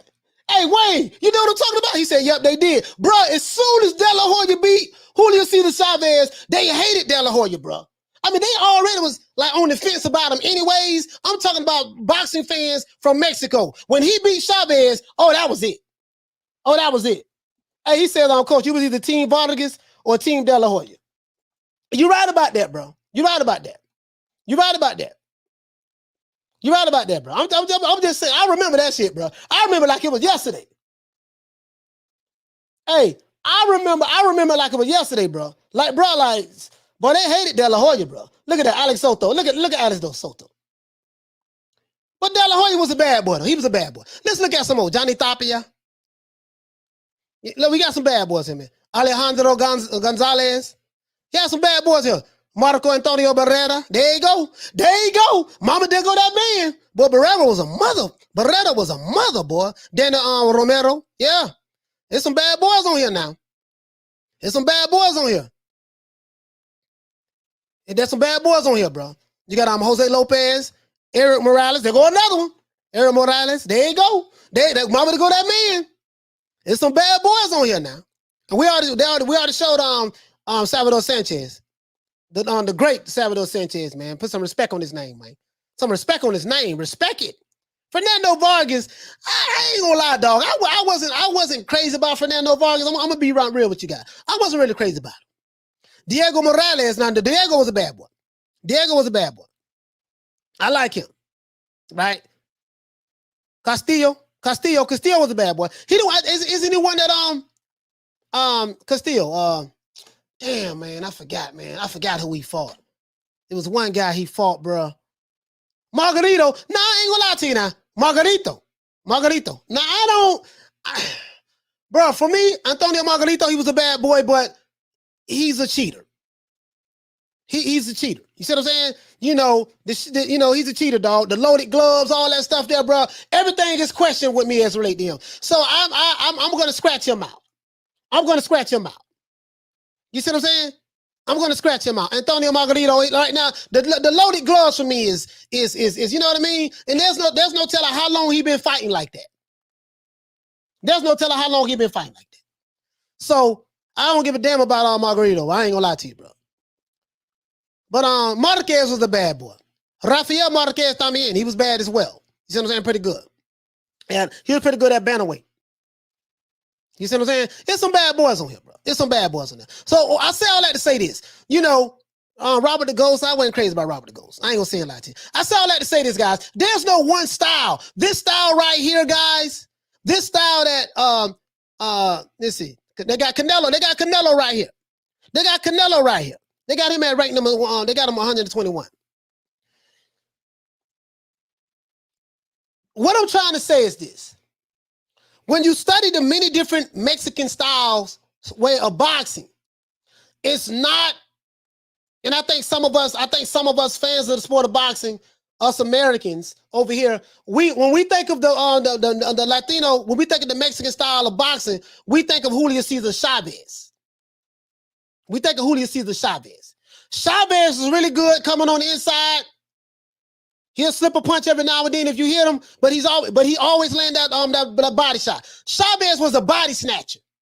When they look at Errol Spence, they say, man, he really go good to the body. They say Errol Spence fights more like a Mexican fighter, a typical Mexican fighter.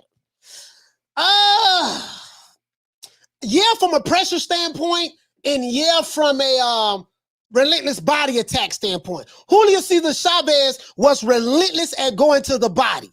He was relentless at that. And then he worked from the body all the way up to the head, boom, boom, boom, bam. And then those pitches go to wearing on you over time, and then he knock your ass out. Julio Cesar Chavez. Now, I was a Julio Cesar Chavez hater growing up. I was a Julio Cesar Chavez hater growing up. Do you want to know why? Because I was a Pernell Whitaker fanboy. And when Pernell Whitaker beat Chavez, in my opinion, he beat him for 12 rounds, right? They called it a draw. And Chavez was a Don King fighter, so you ain't gonna beat a Don King fighter in Vegas. You know what I mean? And my main man Pernell was with Lou Duval. Shout out to the game for dropping that quarter of a bam dub on your boy. Hey, Leroy. Super chat received. Playtime's over, boy. He said since Roberto Duran was half Mexican, would he be considered Mexican? You got to talk to the Mexicans about that. I don't know. You know, I'm not Mexican, so I'm not qualified. I'm not qualified to answer that. You got to talk to the Mexicans about that, my brother. See what I'm saying? But you get what I'm saying though. There's a lot of there's different styles that came out of Mexico, and it's not the typical what I always believed it was. So when you say, you know, and I think this plays a part in why Canelo doesn't get hit. Canelo has studied. He's a student of the game. He's a student of the game. And yes, I will say he learned a lot from the Floyd fight. But to say that because he fought Floyd Mayweather, that's what took him to the next level. You know, Floyd taught him everything. That's simply not true, because why the other fighters who Floyd fight, it didn't take them to the next level. It didn't take them to the next level. He had to have some talent, right? And when you study like the counterpunching of Juan Manuel Marquez, I see that in Canelo. The pressure style, he used like look at how he fought Billy Joe Saunders. Look at how he fought Billy Joe Saunders. Billy Joe was getting off. Billy Joe was mean two pieces, catching Canelo with some combinations. The crowd was going crazy. He was doing all right. He was doing pretty good. He was doing pretty good. But Canelo stayed patient. He kept coming forward, kept pressing him a little bit, and he landed a left hook to the body. Bop. A next round will go by, he'll land a couple more hooks to the body. Bop, bop. Left hook, right hook to the body. Then what you started to see, Billy Joe Saunders started slowing down a little bit, and every time when Canelo would get ready to throw a punch, Billy Joe would duck down and ball up. So now Canelo's setting him up the whole time. And then when Billy Joe throws some punches, Canelo caught on to his time in the rhythm. Billy Joe would miss the punch. Canelo would slip it, bop, go to the body. I'm gonna show you exactly what I'm talking about, how he does it. Let's not shout out to the Queen Bless 365. Shout out to the Queen Bless 365. Jay Styles, so let's be honest. Oscar, he's from LA now. Hey man, look here, man. Listen. So I see a little bit of Juan Manuel Marquez and Canelo. He doesn't fight like Julio Cesar Chavez. I see the Chavez in him as well, but from a footwork standpoint, pressure standpoint, yes, I see that in him. Right? I see that in him. Did he learn something from Floyd? Yeah, you see a little bit of the shoulder roll, but him fighting Floyd is not the reason why he's involved until the fighter that he is today. To say that, or kind of be I don't want to say disingenuous, but I get what people are saying, but I think it's coming from a position of ignorance, because you don't understand that you have a list of Mexican fighters here who had totally different styles. Canelo studied a lot of these fighters. He studied a lot of these fighters, especially the counterpunching from Marquez. The pressure from Julio Cesar Chavez. The Salvador Sanchez. Some people may disagree with that, but I'm just saying he studied a lot of those guys as well. He learned a little bit from Lara, Trout, but he's a student of the game. He stays in the gym. And hold on, I'm finna show you guys. I'm finna show you guys what I'm talking about. Like he can, like literally, I think he can fight damn near any style. Whatever it takes. He said Canelo's a counter and combo puncher that now knows how to cut the ring off. I'm finna show you something. He says Salvador Sanchez has a better footwork than your favorite fighter. Man, Salvador Sanchez was a bad boy, man. Man, Salvador Sanchez was a mother. But hold on. Let's go here. Let's go. I'm gonna show y'all how. Now, I told you I was a Canelo understand the defensive principles in boxing, right? The basic defensive principles. But he's always in the position. Now, I've been following this guy since like 2015. Coach Anthony. I like Coach Anthony. Let me show you something. I'm gonna let you guys hear this. He's gonna show you how. Now, tell me, do you see what Canelo does in fights? Tell me, do you see what Canelo does in fights? I do not own the rights to this material. This material is owned. I do not own the rights to this material. This is for educational purposes only, guys. Tell me. Let's see, Coach Anthony. Let's go here, guys. Let's go here. I want to see something, guys. This dude right here, man. He's going to show you how this shit works. He's going to show you how it works. I just want to give an example. As soon as I saw it, I say that's what Julio Cesar Chavez used to do. That's what Canelo Alvarez does. How he sets it up. Watch the Billy Joe Saunders fight. Watch the Billy Joe Saunders fight. How he started breaking Billy Joe down to the body. And I'm going to show you exactly how he was setting it up. Bear with the old boy for a minute. Bear with the old boy for a minute. Here we go right here. Hold on, guys. Let me go to bear with the old boy right for a minute. I want to show you guys something. This is why I told you if I ever fight Canelo Alvarez, the only thing we need to be working on is throwing the goddamn towel in. I don't stand a chance. Ain't no need of me dying, getting killed. You know what I mean? All that trying to be brave and shit. Damn all that.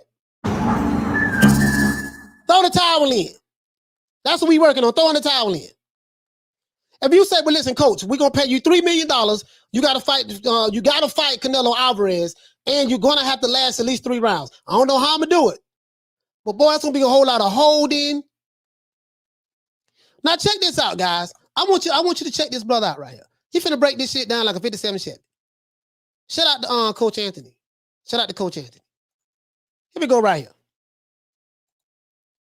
Now, he talking about the Mexican style setup. This is the Mexican style setup. And we're going to go ahead and build that up, whether you have a lot of the fundamentals or whether you're just starting out and you're trying to learn all this stuff. You make a very wise decision. This is the video for you. So without further ado, we're going to go ahead and get started. All right, he's going to break this shit down. What's going on, guys? I got another bang for you. Here you go right here, guys. The greatest of all time, Fast Eddie Chambers. Eddie's got Eddie Chambers in there. Y'all check this out. Mexican people. Show them that Mexican flag over there. You know what I mean? We got the Mexican Watch flag. this, guys. He's finna show you how this shit works. Cesar Chavez, who was a monster at the hook to the body. Hook to the body. Like this guy. Remember I told you, Chavez, bro. Chavez was a monster when it came to the body attack. When they talk about Errol Spence, he's great going to the body. Man, Julio Cesar Chavez was a mother at the body. Listen, the left hook to the body. Left hook, right hook. He's always in position to throw those shots. And he's never off balance. And you see they got Sugar Ray Robinson. You see my guy right here. You see Sugar Ray Robinson right there. You see Ray Robinson. Shit. Was just an incredible boxer. He went 89-0 before losing his first fight. Now, this video isn't a Julio Cesar Chavez video. You heard that? Julio Cesar Chavez went 89-0 before he lost his first fight. Sugar Ray Robinson went like 40-0 before he lost his first fight. And then he won 89 straight fights after that. So when you guys go to telling me, when some of these dudes be telling me about their favorite, yeah, man, my favorite fighter, he the GOAT. You know what I mean? He don't fought a whole bunch of. But this bum been taking the easy matches, fighting other bums. When y'all telling me about your fighter, the GOAT, and he been fighting bombs and tomato cans, I look at you like this. You see the dog? You see how he looking, bro? You see how he looking? This how I look at him. This how I look at him. When they gonna telling me, yeah, man, my fighter, he whooped Tomato Can Joe, knocked him out. He pound for pound the best right now. This how I'm looking right here. This how he looking. But are you serious? Oh, okay, come on, guys. Let's do this. Break it, Anthony. Break it down for him one time, brother. Break it down, Anthony. Break it down. This is a move that he did. He's gonna show you how Julio Cesar Chavez set this up. Because this setup is overlooked. That is because of the way the body. And Canelo does the same thing. Boxing. This is why this is an effective move. So I'm gonna have Eddie Chambers. Now, the way you set this up is you throw some kind of a looping right hand. It could be a right hook. It could be an overhand right. You see what he said? He said, how you set this up, you throw some kind of looping right hand. So watch, listen to what he says. So when people say that, you know, Canelo became better, he did become better after he fought Floyd. But to simply say that that is the reason why he's a better fighter, it's not true. It's not true at all. Because I see a lot of things that he does that I see the late great Salvador Sanchez done. I see Marquez, Juan Manuel Marquez. I saw what he's done. Julio Cesar Chavez, you know, just Marcos Barrera, you know, just a lot of the different, you know, Floyd Mayweather. This guy's a student of the game. So I think it's a combination of everything. And this is why it doesn't look typical. And he is a hybrid of these many different styles. Bruh, this shit, watch this. It's going to get your opponent to roll under. Now, I just want you to roll under naturally. I don't want you to show anything. I want you to act like it's a real fight. Now, I'm going to go ahead and make Eddie roll under and bang. See that? Now, look, Eddie didn't give me that shot. It's just the way if his hands are at his chin, watch this. Supposed to be, and things happen quickly. Chavez is good at this. You see the hole? Bap. Right? That's what Canelo did. Hold on. Attack. That's what Canelo was doing to Billy Joe Saunders. Stop right there. Hold it. That's what Canelo did to Billy Joe Saunders. Right there. Remember when he was ducking down, bracing for it? He kept ducking down. Canelo noticed, damn, you know what, every time I hit this puto right here in the body, you know what I mean? He ducks down and cover up. So the next time that puto does it, guess what? I'm going to turn it from a hook to an uppercut. Catch him right in the eye, break his orbital bone. Bone. That's what he did to him. Watch this. Hold on. Let me go back again, dog. Let me go back again. I got to show you new booties, man. What time it is? This Julio Cesar Chavez is good at this. And Canelo has employed this to his game. So the boy getting from some of the greats too, man. That's all I'm saying. My dog, Sweet Hands Plant gonna have his Sweet Hands. That's my dog, Sweet Hands. Now you know how I feel about Sweet Hands. You know how I feel about Sweet Hands, guys. Sweet Hands gonna have some problems though, bro. Sweet Hands gonna have some goddamn problems. I don't know how he gonna do it, but Sweet Hands gonna have some problems, right? Let's do this one more again. One more again, guys. I want you guys to see this. I want you to see this. It could be an overhand right. Whatever's gonna get your opponent to roll under. Now, I just want you to roll under naturally. I don't want you to show anything. I want you to act like it's a real fight. Now, I'm gonna go ahead and make Eddie roll under and bang. See that? Now look, Eddie didn't give me that shot. It's just the way if his hands are at his chin to where they're supposed to be, and things happen quickly, there's a hole there. You see the hole? Pop. Right? So that's the hole that I'm going to attack. And it's just a beautiful move. And Mexican fighters are known for it. That's why I'm calling it the Mexican. They're known for going ahead and doing that. Now, there's ways to avoid this. There's ways to counter this. But I just want to talk about the watch this right now. So what I'm going to do is basically Eddie's just going to throw the overhand right now. Watch this, guys. Canelo be doing this shit. If he throws the overhand right, whether it lands or misses, we don't care because we're in position for the hook to the body. In position for the hook to the body. Lands, great. If watch this. Under it, well, he's got a follow-up shot. So we're going to go ahead. You got to follow. Pop. Pop. Bang. All right, and that's what's going to happen. Watch this. Don't you see Canelo doing this? Don't you see him doing this? See what's happening? Listen, bro. I'm doing some homework on this shit. Listen, bro. Notice when he throw the right hand. When he threw the right hand, this is what you notice. When he throw Canelo, listen. He'll throw that right hand to get you to move where he wants you to move that. But then once he throw that right hand, all of his weight has shifted from his right to his left. So he's always in position to do what? Throw that hook to the body, throw an uppercut, or throw a hook to the head. Billy Joe Saunders ducked right into the goddamn hook, uppercut, whatever you want to call it. Bop! You know, because he thought it was going to be a liver shot. He came and caught him. That's what he did, dog. That's how he set that shit up.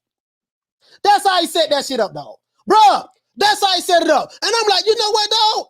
He said, Coach, breaking news, Tank versus Rollins canceled. Yeah, you know. He says, if you don't know, I'm a Canelo Alvarez fanboy. And we don't like fanboys, man, but I'm not not a Canelo fanboy. But what I'm saying is this here. Wayne, what I'm saying is this here. Bruh, the hook, bruh, this how he set this shit up. This how he caught Billy Joe Saunders. This how he caught Billy Joe Saunders. They always looking for the body shot, the liver shot. Next thing you know, all that dancing and, you know, doing the running man and stuff, they go to slowing down. They go to slowing down. I've been following Anthony since about 2015. I love this guy. I like how he coach Anthony. I like he breaks it down. Shout out to Wayne Love Peacock for dropping that quarter of a bam dub on your boy. Hey, Leroy. Super chat received. Playtime's over, boy.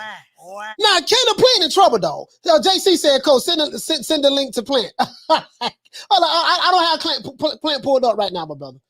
To be honest, I don't have him pulled up right now, but I will. I'll look for it. Listen, bro. Listen, bro. I'm telling you. All right, bro. They always in position. Hold on, check this out. No, let's just say I did block that overhand right. I still got to worry about that shot. Still got, okay? So I'm saying, watch if it. he misses it, I can go ahead and we can actually make it where he misses it. He just positions himself. No, he's just going to throw it like Mr. Mitt. Bang. Still there. Ready and go. Still there. Good. Still there. Beautiful. Still there. Beautiful. Take it to the heavy bag. Show him how that looks in the bag. Listen, I'm watching training videos of Canelo, and I'm seeing he's working. Now you seen him hit this ball. You seen him hit this ball. Man, oh my God. Look at that. Now Canelo hit it harder than that. But I'm just saying. You see Canelo doing this. He missed that, yeah. Always in position to throw that hook. Always in position to the body. To the body. Now Canelo can't stay there. Canelo cannot stay. And listen, here you go right here. Check this out. Not Canelo, Caleb Plant. Sorry about that. And I'm gonna tell you something else he does too. There you go. Make that 45 a little wider. There you go. Do it again. Fantastic. Now watch how he break this down. Hold on, watch how he break it down. Now, yes, I know how to stop that move, and so does Eddie. But we're not going to give it to you on this video. We'll give it to you later. But work that. But listen, I like this video, man. I like brother Coach Anthony, man. Y'all please subscribe to Coach Anthony's channel, man. Please. I don't know the brother, never met him before. I don't know him at all. But I've been following him since 2015. Let me tell you something. That's how they set that body shot up. Canelo, listen, bro. I've been studying this motherfucker, man. I said, okay, because I like Caleb Plant. I like sweet hands. Everybody know I like sweet hands. I am the biggest sweet hands. Now you know how to. Now it's a way to stop that style. What he's saying now, you know what I mean. But you got to be athletic. And you better try to have some kind of pop. Now, Caleb Plant cannot afford to sit in front of Canelo for a split second. He can't stay there now. If he stay there posing, looking at his work, he gonna be in trouble. The key for him to beat Canelo, he's going to have to constantly be moving around. But this is the thing. If he's fighting on the back foot, which more than likely he's going to have to, he's not going to have, is he not going to have some kind of pop that's going to stop Canelo? Like, you got to have some kind of punch that can make Canelo respect your punching power, right? But guess what? This is the thing, though. Triple G hit Canelo flush on the chin. In that first fight, he ate it. Caleb Plant ain't got no punching power like Triple G. Here you go. He said Canelo did it to Fielding, but he added to it. Chuck Supremacy said, and the reason why it works so well is because Canelo also knows not to cut on the ring. That put him in a position. Oh, that puts him in a position every time. Knows not to cut the ring. I don't understand what you mean by that, my brother. But you get what I'm saying, though. Like, so I see a little bit of Chavez. Chavez is damn good at that. And see, the thing here is he may throw a wide punch. He may throw a lead right jab. But everything, when you have fluidity of the hips, if you've been in boxing for a while and know anything about boxing, you understand what I'm talking about. Having fluidity of the hips. When you have fluid hips, like and this is why a lot of like if you played football before, if you was a cornerback and you played football before, you know, you gotta have, if you're the DB, you gotta have fluid hips, right? You gotta have fluid hips if you're a DB. You have to have fluid hips. So if you're a boxer that have fluid hips, it's a lot easier to shift movement, to shift your weight. You know what I mean? From one side to another side. Slip a punch, but always be in a position to land your offense, right? So, you know, now we're talking about using your defense, your defense creates your offense, because by you having fluidity of the hips, it allows you to have what? Great upper body movement. This is why Canelo has great upper body movement, because he has fluidity of the hips. He has fluid hips, right?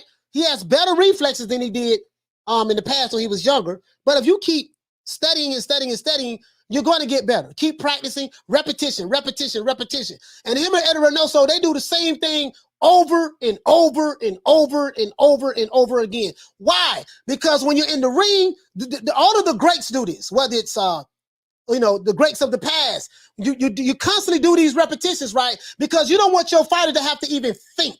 You want it to be instinctual. You know what I mean? Just natural reflex. When he go down right here, bap, you automatically know what to do. Because when you throw this, now, this is another thing. Once you get in position to throw that punch, you know what you want to do offensively. This is what the greats do. Oh, I got to break this down, guys. I don't mean to be talking so much about guys, but I'm getting excited about this. Once you put yourself in a position to get your shots off, right? You have to think, how can I counter this? Let me give you an example.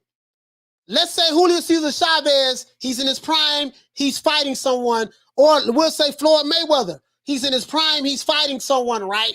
Floyd Mayweather knows, okay, my footwork is putting me in a position to do this. I understand because of my defensive posture, I'm expecting this guy to throw either this punch or this punch.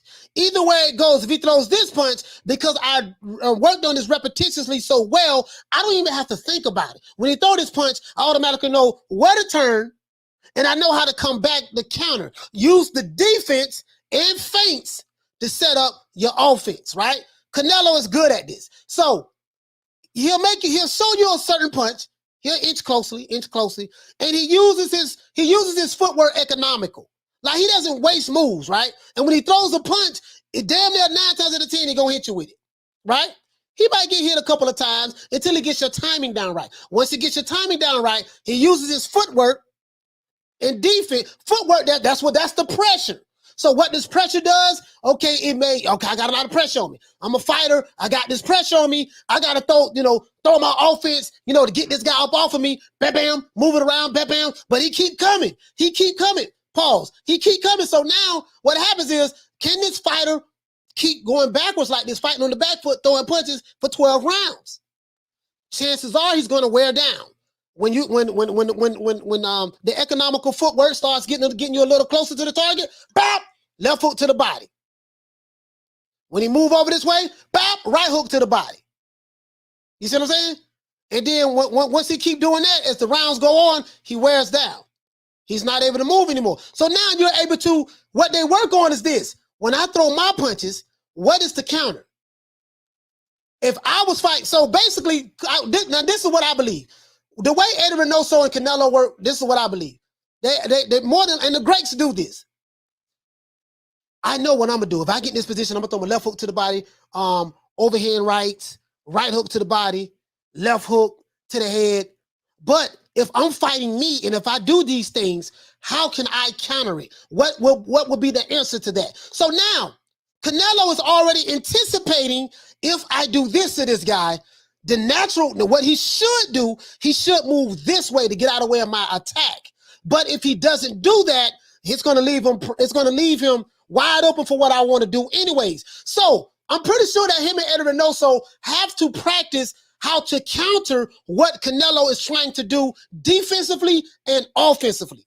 And then you do so many repetitions of that, right? You do so many repetitions of that footwork, that timing, that the upper body movement, being economical with your pressure, your feints. You see what I'm saying? You practice it so much that it becomes instinctual. Like, you don't even have to think about it. So when he do this, bop, that's what you do. When he do that, bop, that's what you do. When he do that, right, left hook to the check hook. You see what I'm saying? Okay, he hit you with a punch. Why did he hit you with that punch? Okay, you stood in the line. All right, next time, give him that same look.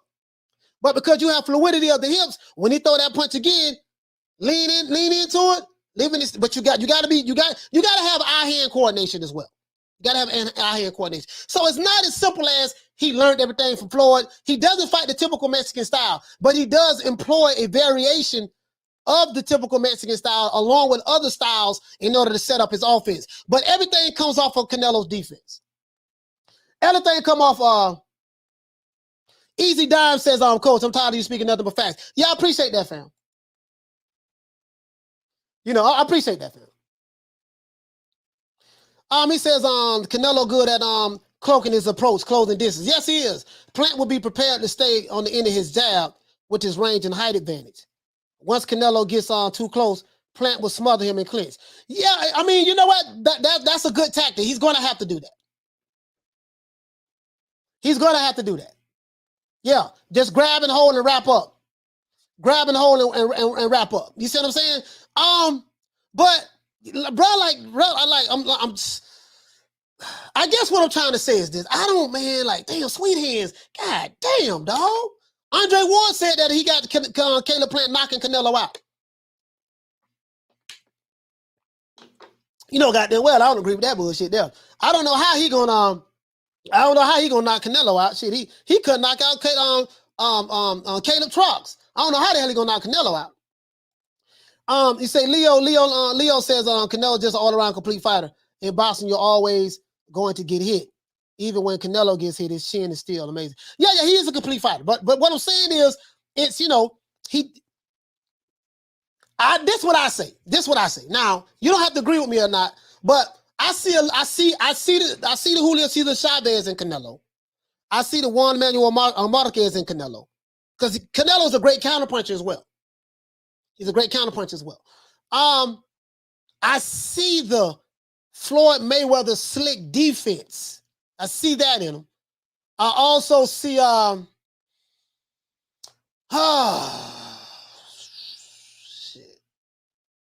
I don't want to say Salvador Sanchez. Salvador Sanchez was a motherfucker. I see Attorney Paul Seller, Attorney Paul. hold on. I see sorry about that, guys. Hold on, guys. Hold on.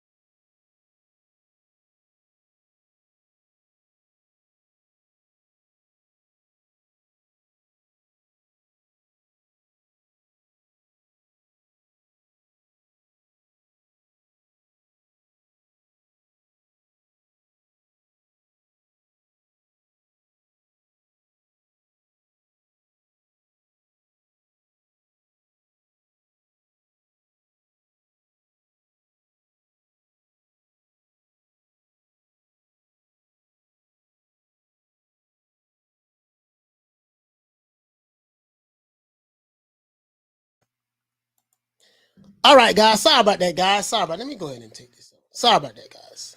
That was an important phone call there. Anyways, as a matter of fact, I don't want it picking up the phone, man. I don't want this picking up.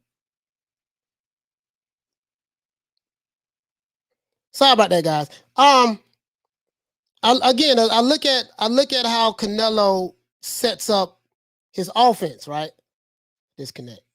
I look at how Canelo sets up his offense with his defense, and I see a combination of different variation of things. Can Caleb Plant footwork, will it give Canelo problems? Does Caleb Plant have better footwork than Billy Joe Saunders? I mean, I would say, yeah, maybe he does. He probably does. Caleb Plant does have the reach. He probably does have the hand speed. Maybe, I don't know. Maybe he does have the hand speed. I don't know. But I keep going back to the body shots. I just keep going back to the body shots, guys. Like, I don't see how he's going to get around those body shots. And I think that once he starts getting hit to the body, I think that's where the problems are going to occur for Caleb Plant. And I might start to see him ducking down, or like the brother said, he's going to have to grab Canelo and tie him up. He's going to have to be strong on the inside. It's going to have to be strong on the inside. Say, Coach, I have to break it down to fight, not the other channels. You see what I'm saying, though? Like, he's going to have to tie Canelo up and be real strong on the inside. He's going to have to, shout out to the Queen, Nick Rich. Hey, okay. He's going to, he said, your attorney calls, you have to pick up. Yeah, I had to pick up, but that was my attorney. Yeah, you said he's going to have to really tie him up on the inside. He's going to have to really tie him up on the inside once he get in there. You know, I'm trying to think, like, how is he going to be able to beat Canelo? Like, you know what I mean? Like, Andre Ward is saying that he's going to knock Canelo out. I just don't see that. I don't see the knockout, dog. Pugilism says, he said, but that range can cause Canelo to eat shots reaching for the body. Their plan isn't in range. Yeah, you're right about that. But the thing is, if he slips it, you see what I'm saying? This is going to be I don't know, man. I don't think this fight is going to go 12 rounds. I don't think this fight is going to go 12 rounds. I don't, you know, because in order for Caleb Plant to knock Canelo out, like Andre Ward is saying that he will, he's going to have to sit down on his punches. He's going to have to sit down on his punches. He said, don't forget James Toney. That's what I see. Oh, you're talking about, yes, James Toney had the Philly shell, though, Philly shell style. I don't see the Philly shell. If you're new to the channel, please subscribe, hit the like button. If you're new to the channel, please subscribe, hit the like button. I don't see the Philly shell. I don't see the Philly shell in Canelo. He's able to slip punch, but I don't see the Philly shell. James Toney had the Philly shell. I don't see Canelo doing that. But some of the principles are there. I see what you're saying, though, with the head movement, the way he slipped. Yeah, but I see what you're saying. I see what you're saying. Because when people look at they say the Floyd Mayweather shoulder roll, that's the Philly shell. That's all I do. That's the Philly shell. That's a variation of the Philly shell that was made popular by Georgie Benton. That's the Philly shell. That's the Philly shell. He said that right hook that landed on Billy Joe would have crumbled Plant as well. Yeah, but the body shots set that up. And he kept showing him the same look. But he understood that, hey, I'm going to keep giving this guy the same look. I'm going to keep giving this guy the same look. And he's going to anticipate, I'm going to keep giving him the same look. And then when I hit him here, if he moves here, I automatically know what to do. He's anticipating, like, okay, I got him where I want him. When I hit him here, he's automatically going to duck down this way. He don't anticipate it because Billy Joe kept doing the same thing throughout the fight. He kept doing the same thing throughout the fight, and he anticipated where he was going to be at. That was an anticipation shot. That was something that they worked on in practice. You know, muscle memory, you don't have to think about it. You don't have to think about it. Just automatically, just pop. Didn't even have to think about it. You know what I mean? Now do this. Pop, I don't have to think about it. Just automatically come over and come up with this. Like if he's not there, he's not there. But you still throw the shot anyways. Because if you come like this, you're still in position and you got your base right, you're still in position to come back with that right hook. And if you come back with the right hook, the weight shifts back to the left, you come back to the left uppercut to the body, whatever the case may be. You see what I'm saying? So then once he get his timing down, he got him. Once he gets his timing down, he got him. You know what I mean? So, I mean, that's just what I see.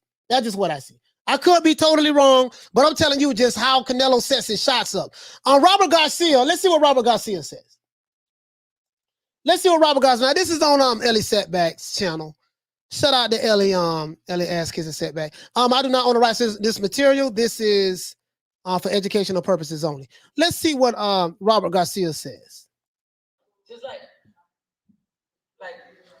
a lot of people still think of Robert Garcia's style of training fighters. Because they see Brandon, they think Maidana and Margarito. So they think every one of my fighters fights like that. Right? They think that's they haven't seen Morris, they haven't seen Mikey. Exactly. They don't, or they have seen them, but they still know that's his style. That's they still think like that. So Mexican style is okay. They fight with fucking heart, with balls. They fucking die in the ring if they have to. That's what Mexican style is. I don't think there is a style, where you see every fighter fighting like that. Chavez fought very differently. And he's the biggest Mexican idol, but then Puas Olivares fought differently. Yep, I agree with that. Cuevas is also an idol. Salvador Sanchez is an idol. And Finito Lopez, way different. Gilberto Roman, way different. Maromero Paez, way different. You know what I mean? Everybody fights different. Nobody has the same style. Mexican style, Triple G just did it business-wise. He fucking... So Robert Garcia started out by saying, breaking it down to Mexican style. I want to hear this again. Hold on, I want to hear this again. Olivares fought differently. They still think like that. So Mexican style is okay. They fight with fucking heart, with balls. They fucking die in the ring if they have to. That's what Mexican style is. So, according to Robert Garcia, Mexican style is you fight with heart, you fight with balls, and you die in the ring. You die in the ring if you have to. Canelo don't fight like that. If that's Mexican style, Canelo don't fight like that. According to Robert Garcia, you heard what he said. Mexican style is fighting with hold on, I'm gonna let you guys hear it again. I want to know, do you agree with this? I want to know, do you agree with this? Or they have seen them, but they still know that's his style. That they still think like that. So Mexican style is okay. They fight with fucking heart, with balls. They fucking die in the ring if they have to. That's what Mexican style is. I don't think there is a style, where you see every fighter fighting like that. Chavez fought very differently, and he's the biggest Mexican idol. But then Puas Olivares fought differently. Yeah. Pepino Cuevas is also an idol. Cuevas, yeah. Pepino Cuevas. Yeah. Salvador Sanchez. Yeah. So what Robert Garcia is saying is this. What he's saying is you got many different this is what I'm saying, like this typical stereotypical Mexican style of boxing, there's really no such thing because you have several different Mexican fighters that came out of Mexico, had very different styles, come from the same country, but they fought total different styles. Same country, they fought total different styles. It wasn't there's this one style for everybody who come out of Mexico. And that's not it. And then Canelo fights totally differently. You see what I'm saying? I think he fights a variation of many different styles. He's kind of like a hybrid. To me, he's kind of like a hybrid. He knows what he does well, and he sticks to it. He knows what he does well, and he sticks to it. That's all I'm saying. Now you heard what Robert Garcia said.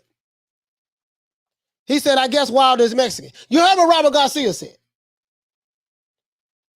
Toby Bartlett says, yeah, to a degree, I don't know. You heard what, he said, you know nothing about boxing if you think Robert is overrated. Yeah, I don't know. Yeah, I don't know who you're talking to, Don Dot. I don't know who you're talking to, fam. Jam says, I agree, that's not a Mexican style. Yeah, exactly. This is what I'm saying. What happened was when Julio Cesar Chavez was boxing, everyone said that, and that was the brand. That's the Mexican style of boxing. As though Mexican style is one style. And it's not. Now, if you say pressure fighting, yeah, I give you that. But what about but can't even really say that because Marquez was a counterpuncher. Marquez was the counterpuncher. Pressure fighter, the Mexican style is a myth. But you get what I'm saying, though. Finito Lopez, yeah. Finito Lopez, the great Finito Lopez.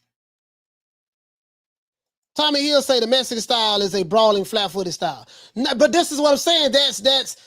I mean, that's not true, Tommy. That's not true, right? That's the stereotype. I don't know if you came. I don't know how. You probably just came in. Sorry about pause. You probably just joined the show. But if you'd have listened to it from the beginning, I broke down the many different styles and where did that stereotype come from. Where did that stereotype come? I broke that down, brother. I broke that down already. He said, all but one, you die in the ring. I'm going home. Yeah. I ain't talking about dying in the ring. Hey, shout out to Lou Peterson. Shout out to Lou, man. Hey, okay. Shout out to Lou, man. Light skin Lou, man. Light skin Lou, what's going on, my brother? That's on Lamont Peterson's brother, man. Salute to you, fam. Hey, okay. You see what I'm saying? Shout out to the boys out there in DC, man. But you see what I'm saying though? Like, I think it's taboo. He said all Mexicans have in common. They can go toe to toe and are real natural counterpunches. He said Douglas says I agree with that. You just haven't seen it in Canelo because nobody's ever heard him enough to show. Okay, yeah, I guess y'all having a conversation in there. But clearly now that's Robert. They'll die in the ring if they have to. Pugilism said it's a punishing style, sums it up. I mean, that style pugilism that Robert Garcia is talking about, yeah, that's a punishing style. That's a punishing style. Javon Soto says, yeah, I agree with Robert. Yeah, see, this is what I'm saying though. Like, it go back to what I was saying right here. Go back to what I was saying right here, guys. Go back to what I was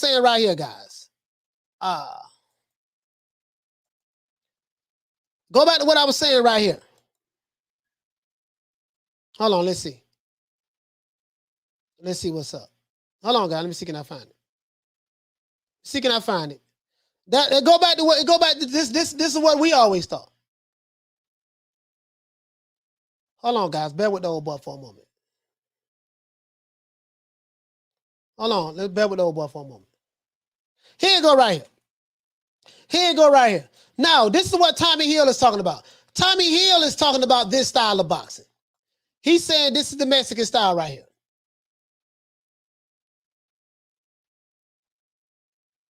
He's saying that the so-called Mexican style, this is what Tommy Hill is talking about, of boxing, which emphasizes offensive aggression while paying only minimal attention to defense.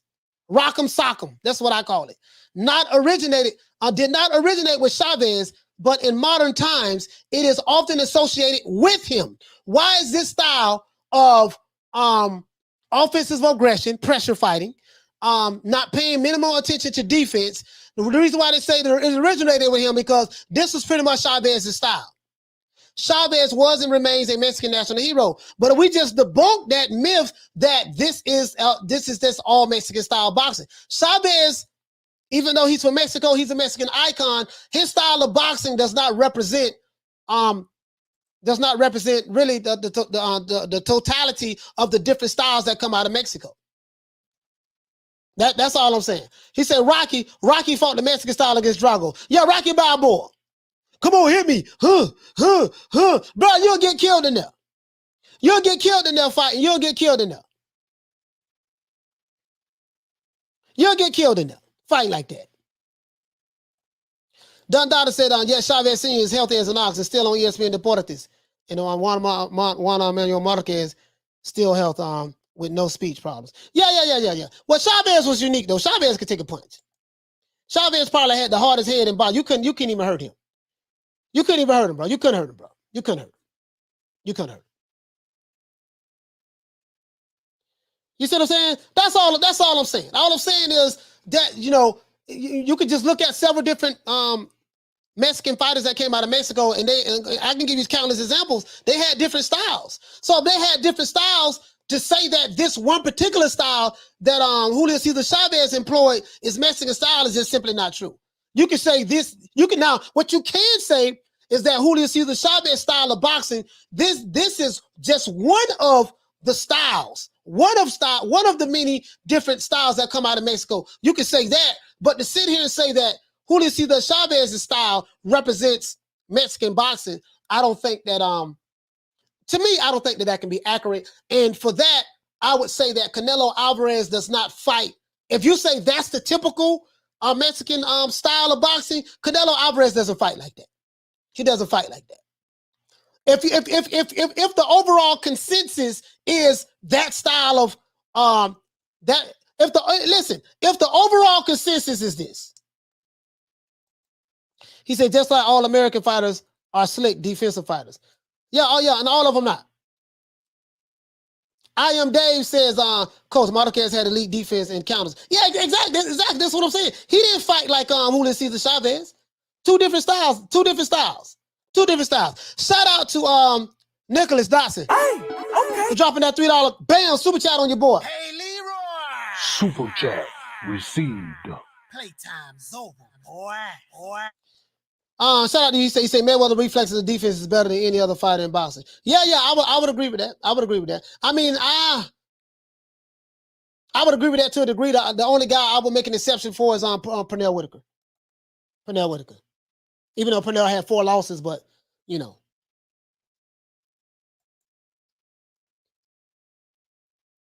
Let's see. If you're new to the channel, please subscribe, hit the like button. Hit the like button. Nicholas says Plant will win on points.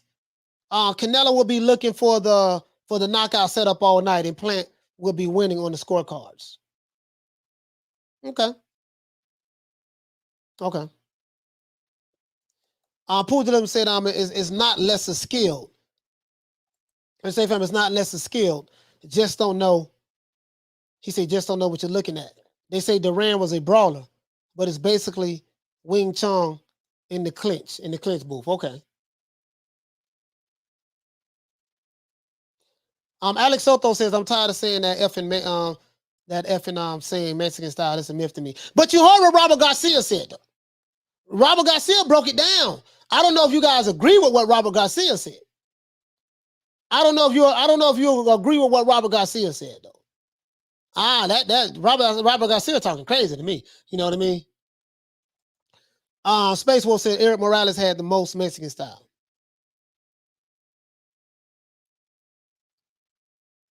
Let's see. Coach, Ricardo Lopez retired 51-0. The best pure boxer ever out of Mexico. Ricardo Lopez, yeah. Let's see. Tommy Hill says, Julio Cesar Chavez, but just the most famous name in Mexican style. I'm not saying all Mexicans fight with the broader style. Some are counterpunchers. Some have fast hands like David Benavidez. David Benavidez was born in America, so is he Mexican or American? We know wherever you're born at, that's what your nationality is. He was born. Oscar De La Hoya is American. He was born in America. I know his parents is from Mexico, but Oscar De La Hoya was born in America. He's American.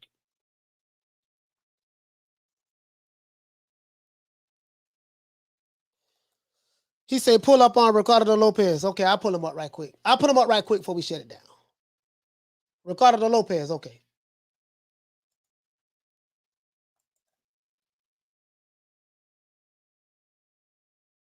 Ricardo Lopez. That with the old boy for a moment.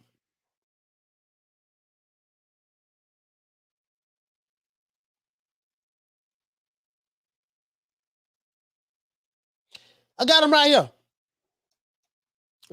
Fam. Here you go. Ricardo Lopez, yeah, man.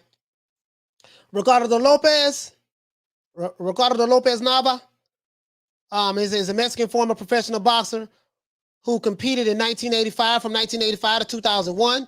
He was a two-weight division world champion, having held the WBC mini flyweight title from 1990 to 1998, defending it against a record-breaking 21 opponents. The WBA and WBO mini flyweight titles between 1997 and 1998, and the IBF junior flyweight title from 1999 until his retirement in 2001. He is one of just 15 world boxing champions to retire without a loss. Wow. Okay, I just learned something. Go ahead and say that there. To retire without a loss. He is the father of undefeated former boxer Alonzo Lopez. Okay. 52. He was 52-0. 38 wins by KO. 38 knockouts. That ain't bad. 38 knockouts and 1 draw. 38 knockouts and 1 draw. So there you have it.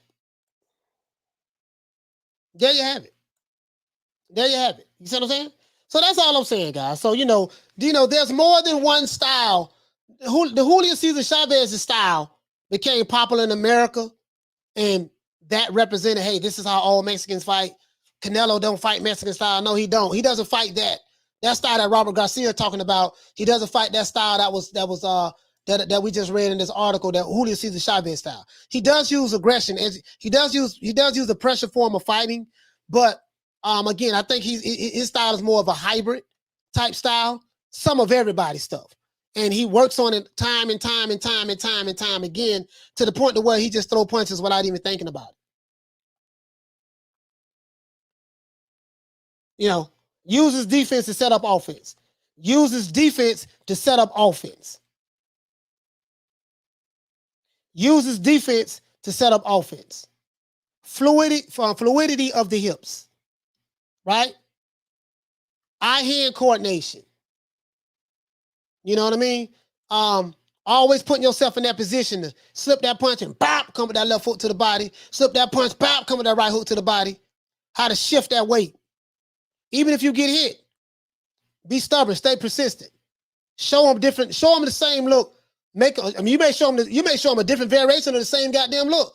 Show them this look, do this move, show them this look, do this move, and then anticipate where he gonna go at next. Bop! Okay, yeah, I tricked him, make him think he was gonna see the same thing, but I came with something else. He was looking, he thought, you know what I mean? So just look at the Daniel Jacobs fight, look at the Triple G 1 and 2 fight, look at the Triple G 1 and 2 fight, look at the Floyd Mayweather fight, of course, look at the Billy Joe Saunders fight, even look at the Lara fight. I'm gonna look at that again. And then look at some of the old school guys fight. Salvador Sanchez. Look at Julio Cesar Chavez, Barrera, Morales, Marquez. And you'll see just different variations of certain things. And you know what I mean? You'll see that. That's all I'm saying. That's what I saw. That's what I saw. Anyway, that's what I saw. He says American style is manufacturing excuses when the opponent wins. No, that's not American style. I mean, you can't put that on American style boxing because Deontay Wilder did that. That's not a fair assessment. That's not a fair assessment. Bruce Gold said Mexicans will boo the slick defensive boxer, so they go Mexican style for the popularity.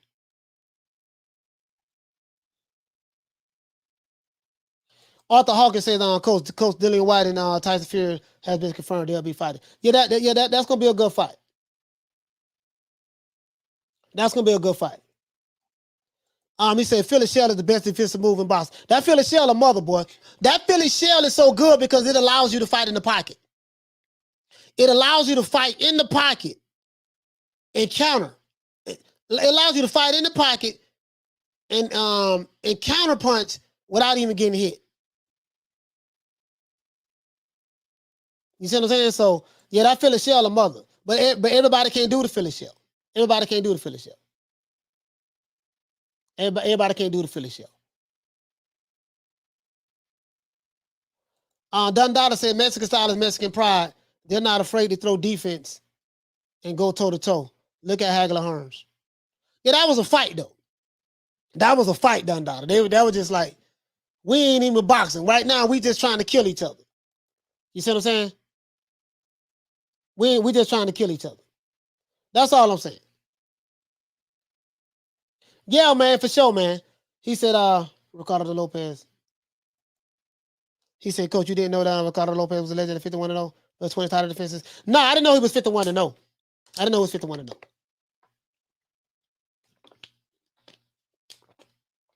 I didn't know he was 51-0. I didn't know that.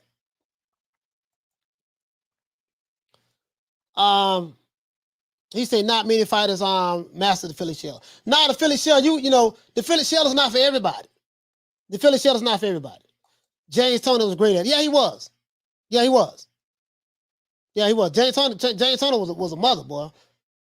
He'll be 2 inches away from you. You couldn't hit him. You couldn't hit him. But no, that style is not for everybody. You know, when a fighter's fighting a certain style, he has to fight he has to use a style that fits him. You see what I'm saying? Like I couldn't see Lennox Lewis doing the Philly shell. Don't look right for Lennox Lewis doing the Philly shell. You know what I mean? He's too big, he's too tall for that. And most fighters he's going to fight is going to be short. The Philly shell is it works real good for like shorter fighters. If you're fighting a taller fighter or even a fighter that's your height, yeah, even if it's a fighter that's your height, something like that. You know what I mean? But you can't see no goddamn Lennox Lewis or Larry Holmes doing the Philly shell. You know what I mean? So, Ray Robinson. Yeah, Ray Robinson. He said Ray Robinson was king. Yeah, Ray Robinson was my guy, man. I love Sugar Ray Robinson. That's my favorite fighter of all time, Sugar Ray Robinson. Sugar Ray Robinson. Louis James said Roy Jones to me was the best fighter out when I was growing up. Him and De La Hoya in Trinidad. Yeah. They was bad boys in their own right. You know, I got Roy Jones right there. Maxima says best boxer who did the Philly shell is Nicolino Loche from Argentina.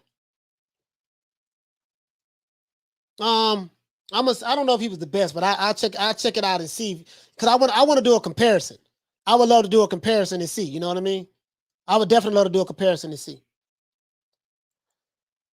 All right, guys, listen, look it up, man. We're going to go ahead and wrap it on up, man. I'm going to go ahead and, I hope we enjoyed the show today. I'm definitely going to give everybody a shout out. Let's give everybody a round of applause, man. I really enjoyed this show, man.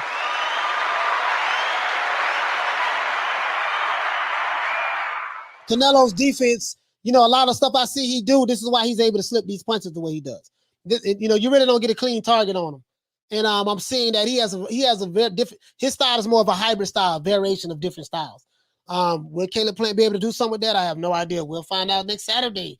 Shout out to Tommy Hill. Hey, okay. Shout out to the Queen. Arletta was here earlier. Shout out to Nick Rich, who was here as well. Hey, okay. Shout out to the Queen, Karma Serene. Shout out to Lisa Bells. Hey, okay. Shout out to Blessed 365. Hey, okay. Shout out to Paul Evans and shout out to Ava. Hey, okay. Shout out to Arthur Hawkins. Shout out to I Am Dave. Hey, okay. Shout out to Kenny. Shout out to the Yes. Shout out to Leo, what's going on, fam? Shout out to on the Boston Jorge, Boston George. Shout out to Dandada. Hey, okay. Wayne Love Peacock, what's up, fam? Hey, okay. If you're new to the channel, please subscribe, hit the like button. If you're new to the channel, please subscribe, hit the like button.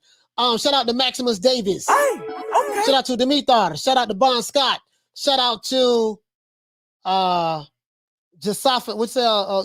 Josapha Luna. Hey, okay. Shout out to Rob Unique. Shout out to Pugilism. Shout out to Alex Soto. Shout out to Leo. Leo, what's going on, fam? Shout out to Johnny Blaze. Hey, okay. Shout out to the Yes. Shout out to JC in the building. Hey, okay. Shout out to Louis James. Shout out to Rob Unique. Shout out to White 444. Shout out to Alex Soto. Hey, okay. Shout out to ABE. Shout out to Javon Soto. Shout out to George H. Hey, okay. Steve in the UK with the AK. Shout out to you, fam. Shout out to Pugilism. Hey, okay.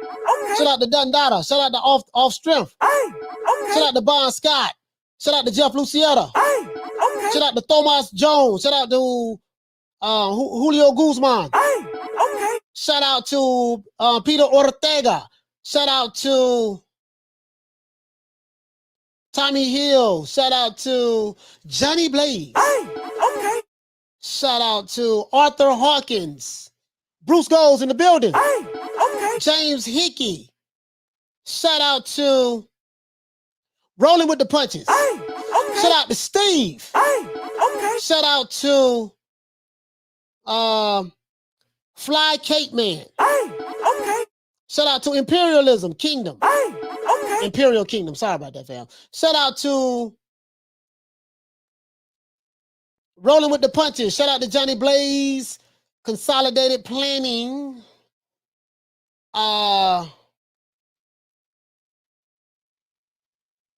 Let's see.